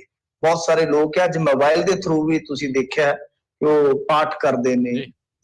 ਗੁਰਬਾਣੀ ਦਾ ਜੋ ਟੀਕਾ ਹੈ ਅੱਜ ਕੱਲ ਉਹ ਵੀ ਐਪ ਦੇ ਰੂਪ ਚ ਮਿਲ ਜਾਂਦਾ ਹੈ। ਗੁਰਬਾਣੀ ਸਰਵਨ ਕਰਦੇ ਨੇ ਐਪਸ ਦੇ ਥਰੂ। ਅਸੀਂ ਖੁਦ ਰੇਡੀਓ ਜਿਹੜੇ ਚੱਲਦੇ ਨੇ, ਕਿੰਨੇ NRIs ਮੀਡੀਆ ਚਲਾਉਂਦੇ ਨੇ, ਤਾਂ ਉਹ ਅਸੀਂ ਕਿੰਨੇ ਧਾਰਮਿਕ ਪ੍ਰੋਗਰਾਮ ਸੁਣਦੇ ਹਾਂ ਇਹਦੇ ਥਰੂ। ਸੋ ਇਸ ਆਧੁਨਿਕ ਦੌਰ ਦੇ ਵਿੱਚ ਜੇ ਅਸੀਂ ਆਪਣੇ ਧਰਮ ਦੇ ਪ੍ਰਚਾਰ ਵਾਸਤੇ ਇਹਨਾਂ ਚੀਜ਼ਾਂ ਦੀ ਕੋਈ ਇਮਦਾਦ ਲੈਂਦੇ ਆ ਤਾਂ ਮੈਨੂੰ ਨਹੀਂ ਲੱਗਦਾ ਕਿ ਅਸੀਂ ਕੁਝ ਐਸਾ ਕਰ ਰਹੇ ਹਾਂ। ਨਹੀਂ ਤਾਂ ਫਿਰ ਭਾਈ ਉਸ ਦੌਰ ਦੇ ਵਿੱਚ ਤਾਂ ਫਿਰ ਜੇ ਤੁਸੀਂ ਪਿੱਛੇ ਚਲੇ ਜਾਓਗੇ ਤਾਂ ਫਿਰ ਪ੍ਰਚਾਰ ਜਿਹੜਾ ਕਹਿੰਦੇ ਆ ਕਿ ਧਰਮ ਦਾ ਪ੍ਰਚਾਰ ਉਹ ਕਿਸ ਤਰ੍ਹਾਂ ਕਰੋਗੇ, ਕਿਸ ਵਿਧੀ ਨਾਲ ਕਰੋਗੇ? ਮਾਈਕ ਦੇ ਵਿੱਚ ਵੀ ਬੋਲਦੇ ਆ ਤਾਂ ਉਹ ਵੀ ਅੱਜ ਦੇ ਦੌਰ ਦਾ ਮਾਈਕ ਹੈ ਜੀ। ਸਪੀਕਰ ਲੱਗੇ ਤਾਂ ਉਹ ਵੀ ਅੱਜ ਦੀਆਂ ਕੱਢਾਂ ਨੇ, ਜਿੱਦਾਂ ਕਹਿ ਲਓ ਕਿ ਕਿੰਨਾ ਕੁਛ ਹੈ ਜਿਹੜਾ ਸਾਊਂਡ ਆਉਂਦਾ ਜਿਹੜਾ ਉਹ ਅੱਜ ਦੇ ਦੌਰ ਦਾ। ਸੋ ਅੱਜ ਦੇ ਦੌਰ ਦੇ ਵਿੱਚ ਜਿੰਨਾ ਲਾਹਾ ਲਿਆ ਜਾ ਸਕਦਾ ਹੈ ਧਾਰਮਿਕ ਮਾਮਲੇ 'ਚ ਮੈਨੂੰ ਨਹੀਂ ਲੱਗਦਾ। ਹਾਂ, ਜੋ ਤੁਸੀਂ ਕਹਿ ਰਹੇ ਹੋ ਕਿ ਭਾਈ ਗੁਰਬਾਣੀ ਆਪ ਪੜ੍ਹਨੀ ਚਾਹੀਦੀ ਹੈ, ਬਿਲਕੁਲ ਤੁਹਾਡੀ ਗੱਲ ਸਹੀ ਹੋ ਸਕਦੀ ਹੈ। ਜਾਂ ਤੁਸੀਂ ਕਹਿ ਰਹੇ ਹੋ ਕਿ ਵਿਪਰਵਾਦਤਾ ਵੱਲ ਅਸੀਂ ਵੱਧ ਰਹੇ ਹਾਂ, ਤਾਂ ਉਹਦਾ ਜਵਾਬ ਤੇ ਤੁਹਾਨੂੰ ਕੋਈ ਉਹੀ ਦੇ ਸਕਦਾ ਜਿਹੜਾ ਸਿਧਾਂਤਾਂ ਤੋਂ ਜਾਣੂ ਹੈ। ਪਰੰਤੂ ਸਾਡਾ ਮਸਲਾ ਇਹ ਆ ਕਿ ਤੁਸੀਂ ਕਮਾਈ ਦੀ ਗੱਲ ਕਰ ਰਹੇ ਹੋ ਤਾਂ ਇੱਕ ਦੀ ਮਨੋਪਲੀ ਕਿਉਂ? ਗੁਰਬਾਣੀ ਜਿਹੜੇ ਉੱਥੇ ਸਿੰਘ ਸਾਹਿਬਾਨ ਨੇ ਹੁਕਮਨਾਮਾ ਲੈਂਦੇ ਨੇ, ਕੀ ਉਹ ਉਸ ਚੈਨਲ ਦੇ ਤਨਖਾਹਦਾਰ ਨੇ? ਜੋ ਸਾਡੇ ਉੱਥੇ ਕੀਰਤਨੀਏ ਸਿੰਘ ਨੇ, ਕੀ ਉਹਨਾਂ ਦੇ ਤਨਖਾਹਦਾਰ ਨੇ? ਕਿ ਉਹਨਾਂ ਦੇ ਮੁਲਾਜ਼ਮ ਨੇ? ਕਿ ਉਹਨਾਂ ਦੇ ਫਨ ਤੋਂ ਉਹ ਕਮਾਈ ਕਰੀ ਜਾਣ, ਉਹਨਾਂ ਦੀ ਕਲਾ ਤੋਂ ਕਮਾਈ ਕਰੀ ਜਾਣ? ਗੁਰਬਾਣੀ ਸਭ ਦੀ ਸਾਂਝੀ ਹੈ। ਤਾਂ ਇੱਕ ਦੀ ਮੋਨੋਪੋਲੀ ਦਾ ਮਸਲਾ ਹੈ, ਕਿਸੇ ਚੈਨਲ ਜਾਂ ਕਿਸੇ ਵਿਅਕਤੀ ਵਿਸ਼ੇਸ਼ ਨਾਲ ਕਿਸੇ ਦੀ ਕੋਈ ਉਹ ਦਵੈਸ਼ ਵਾਲੀ ਗੱਲ ਨਹੀਂ ਹੈ ਜੀ। ਦੇਖੋ ਮਿੰਟੂ ਜੀ, ਜਿਹੜੇ ਲੋਕ ਬਾਹਰ ਆਏ ਆ ਆਪਣੇ ਪੁਰਾਣੇ ਪਿੰਡਾਂ ਨੂੰ, ਆਪਣੀਆਂ ਕਹਿ ਲਓ ਵੀ ਉਹਨਾਂ ਥਾਵਾਂ ਦੇ ਉੱਤੇ ਜਾਣ ਨੂੰ ਚਿੱਤ ਕਰਦਾ, ਜਾਂਦੇ ਆ, ਬੜੇ ਮਾਣ ਦੇ ਨਾਲ ਜਾਂਦੇ ਆ। ਯਾਰ ਸਾਡੀ ਉੱਥੇ ਜੜ੍ਹਾਂ ਜੁੜੀਆਂ ਨੇ। ਹੁਣ ਜਿੱਥੇ ਗੁਰੂ ਸਾਹਿਬ ਦੀ ਇੰਨੀ ਇਤਿਹਾਸਿਕ ਥਾਂ ਹੋਵੇ, ਉਸ ਦੇ ਦਰਸ਼ਨ ਦਿਦਾਰੇ ਕਰਨੇ ਹਰ ਇੱਕ ਦੇ ਲਈ ਤੇ ਮੁਮਕਿਨ ਨਹੀਂ ਆ ਵੀ ਹਰ ਵਾਰੀ ਜਿਹੜਾ ਉੱਥੇ ਜਾ ਸਕੇ। ਸੋ ਇਸ ਦੇ ਜ਼ਰੀਏ ਜੇ ਦਰਸ਼ਨ ਦਿਦਾਰੇ ਹੋ ਜਾਂਦੇ, ਉਹਦੇ ਵਿੱਚ ਕੋਈ ਮਾੜੀ ਚੀਜ਼ ਨਹੀਂ ਹੁੰਦੀ। ਆਪਾਂ ਆਪਣੇ ਪਿੰਡਾਂ ਦੇ ਘਰਾਂ ਮੈਂ ਵੀ ਆਪਦੀ ਗੱਲ ਦੱਸਦਾ। ਅਸੀਂ ਮਤਲਬ ਕਿ ਬਹੁਤ ਅਰਲੀ ਉੱਠਦੇ ਆ। ਮੇਰੀ ਵਾਈਫ 3:30-4 ਵਜੇ ਉੱਠਦੀ ਹੈ ਤੇ ਮਤਲਬ ਕਿ ਚਲੋ ਸਾਡੇ ਵਰਗੇ ਬੰਦੇ ਤੇ ਅਸੀਂ ਤੇ ਬਈ ਮੈਂ ਸਿੱਧਾ ਹੋਨੈਸਟਲੀ ਕਹਿਣਾ ਨਾ ਕਿ ਬਈ ਆਪਦੀ ਜ਼ਿੰਦਗੀ 'ਚ ਹੀ ਇੰਨੇ ਉਲਝੇ ਹੋਏ ਆ। ਪਰ ਜਦੋਂ ਸਵੇਰੇ ਰਸ ਇੰਨਾ ਕੀਰਤਨ ਕੰਨਾਂ 'ਚ ਪੈਂਦਾ, ਸੱਚ ਜਾਣੇ ਆਪਣੇ ਆਪ ਹੀ ਚਾਹੇ ਕੁਝ ਸੈਕਿੰਡ ਲਈ ਸਹੀ, ਕੁਝ ਪਲ ਲਈ ਸੁਤਾ ਜਾਂਦੀ ਹੈ ਚਾਹੇ ਕੁਝ ਮਤਲਬ ਕਿ ਉਹਦੀ ਵਿਆਖਿਆ ਹੁੰਦੀ ਹੈ। ਜਦੋਂ ਅੱਛਾ ਸ਼ਬਦ ਆਪਣੇ ਵੱਲ ਨੂੰ ਕਿਉਂਕਿ ਸ਼ਬਦ ਦੇ ਵਿੱਚ ਤਾਕਤ ਜੀ। ਸ਼ਬਦ ਤੁਹਾਨੂੰ ਖਿੱਚਦਾ ਹੈ, ਜੋੜਦਾ ਹੈ, ਸਾਡੀ ਰੂਹ ਦਾ ਰਿਸ਼ਤਾ ਉਹਦੇ ਨਾਲ, ਤਾਂ ਆਪਣੇ ਆਪ ਹੀ ਨਿਗਾਹ ਸਕਰੀਨ ਤੇ ਜਾਂਦੀ ਹੈ। ਸਾਡੇ ਉੱਤੇ ਵੀ ਮੇਰੇ ਕਮਰੇ 'ਚ ਵੀ ਲੱਗਾ ਜਿੱਥੇ ਮੈਂ ਕੰਮ ਕਰਦਾ ਤੇ ਹੇਠਾਂ ਵੀ ਉੱਥੇ ਸਾਰੇ ਗੁਰਬਾਣੀ ਚੱਲਦੀ ਤੇ ਉਹਦੇ ਵਿਆਖਿਆ ਆਉਂਦੀ ਆ। ਮੇਰੇ ਵਰਗਾ ਬੰਦਾ ਵੀ ਬਹੁਤ ਈਜ਼ੀਲੀ ਪੜ੍ਹ ਲੈਂਦਾ ਕਿ ਇਹ ਸ਼ਬਦ ਜੋ ਬਹੁਤ ਰਾਗਾਂ ਦੇ ਵਿੱਚ ਮਤਲਬ ਕਿ ਮਿਠਾਸ ਘੋਲ ਰਿਹਾ ਸਾਡੇ ਕੰਨਾਂ ਦੇ ਵਿੱਚ, ਤਾਂ ਇਹਦਾ ਮਤਲਬ ਕੀ ਨਿਕਲਦਾ ਹੈ। ਚਲੋ ਸਾਡੇ ਵਰਗੇ ਪਾਪੀ ਬੰਦੇ ਵੀ ਕੁਝ ਸੈਕਿੰਡ ਵਾਸਤੇ ਉਹਦੇ ਨਾਲ ਜੁੜ ਜਾਂਦੇ ਤੇ ਮੇਰੇ ਖਿਆਲ ਦੇ ਨਾਲ ਕੋਈ ਗੁਨਾਹ ਨਹੀਂ ਹੈ। ਜੀ ਜੀ ਬਿਲਕੁਲ ਇਹ ਚੀਜ਼ ਜ਼ਰੂਰ ਆ ਵੀ ਇੱਕ ਨੈਟਵਰਕ ਦਾ ਉਸ ਤੋਂ ਗਲਬਾ ਜਿਹੜਾ ਹੈ ਉਹ ਜ਼ਰੂਰ ਹਟਣਾ ਜਿਹੜਾ ਉਹ ਚਾਹੀਦਾ ਆ। ਉਸ ਦੇ ਪ੍ਰਤੀ ਜ਼ਰੂਰ ਲੋਕਾਂ ਦੀ ਤਾਂ ਚਰੋਖੇ ਚਿਰ ਤੋਂ ਜਿਹੜੀ ਇਸ ਚੀਜ਼ ਦੀ ਮੰਗ ਸੀਗੀ। ਸੋ ਉਮੀਦ ਕਰਦੇ ਹਾਂ ਵੀ ਇਹ ਜਿਹੜੀ ਉਹ ਪੂਰੀ ਹੋਵੇ। ਤੇ ਬਹੁਤ ਸ਼ੁਕਰੀਆ ਮਿੰਟੂ ਜੀ, ਮਿਲਦੇ ਹਾਂ ਜੀ ਕੱਲ ਨੂੰ ਫਿਰ ਇੱਕ ਵਾਰੀ ਤੇ ਧੰਨਵਾਦ। ਥੈਂਕ ਯੂ ਜੀ ਸਾਰਿਆਂ ਨੂੰ, ਸਤਿ ਸ਼੍ਰੀ ਅਕਾਲ। ਸਤਿ ਸ਼੍ਰੀ ਅਕਾਲ ਜੀ। ਸੋ ਸੋਤਿਓ ਪ੍ਰੋਗਰਾਮ ਦੀ ਸਮਾਪਤੀ ਆ, ਖਬਰ ਤੇ ਨਜ਼ਰ ਪ੍ਰੋਗਰਾਮ ਇੱਥੇ ਸਮਾਪਤ ਆ ਤੇ ਹੁਣ ਇਸ ਤੋਂ ਬਾਅਦ ਦੇ ਵਿੱਚ ਕੁਝ ਸਮੇਂ ਬਾਅਦ ਬ੍ਰੇਕ ਤੋਂ ਬਾਅਦ ਆਪਾਂ ਫਿਰ ਹਾਜ਼ਰ ਹੋਵਾਂਗੇ ਪ੍ਰੋਗਰਾਮ ਅਪਡੇਟ ਅਮਰੀਕਾ ਤੇ ਵਿਸ਼ਵ ਭਰ ਦੀਆਂ ਅਹਿਮ ਖਬਰਾਂ ਦੇ ਨਾਲ। ਤੇ ਉਦੋਂ ਤੱਕ ਲਈ ਇਜਾਜ਼ਤ, ਮੇਰੇ ਰਾਜਕਨਵੀਰ ਸਿੰਘਲ ਤੋਂ ਤੁਹਾਨੂੰ ਸਭ ਨੂੰ ਪਿਆਰ ਭਰੀ ਨਿੱਘੀ ਸਤਿ ਸ਼੍ਰੀ ਅਕਾਲ। ਸੁਣਦੇ ਰਹੋ ਪੰਜਾਬੀ ਰੇਡੀਓ USA।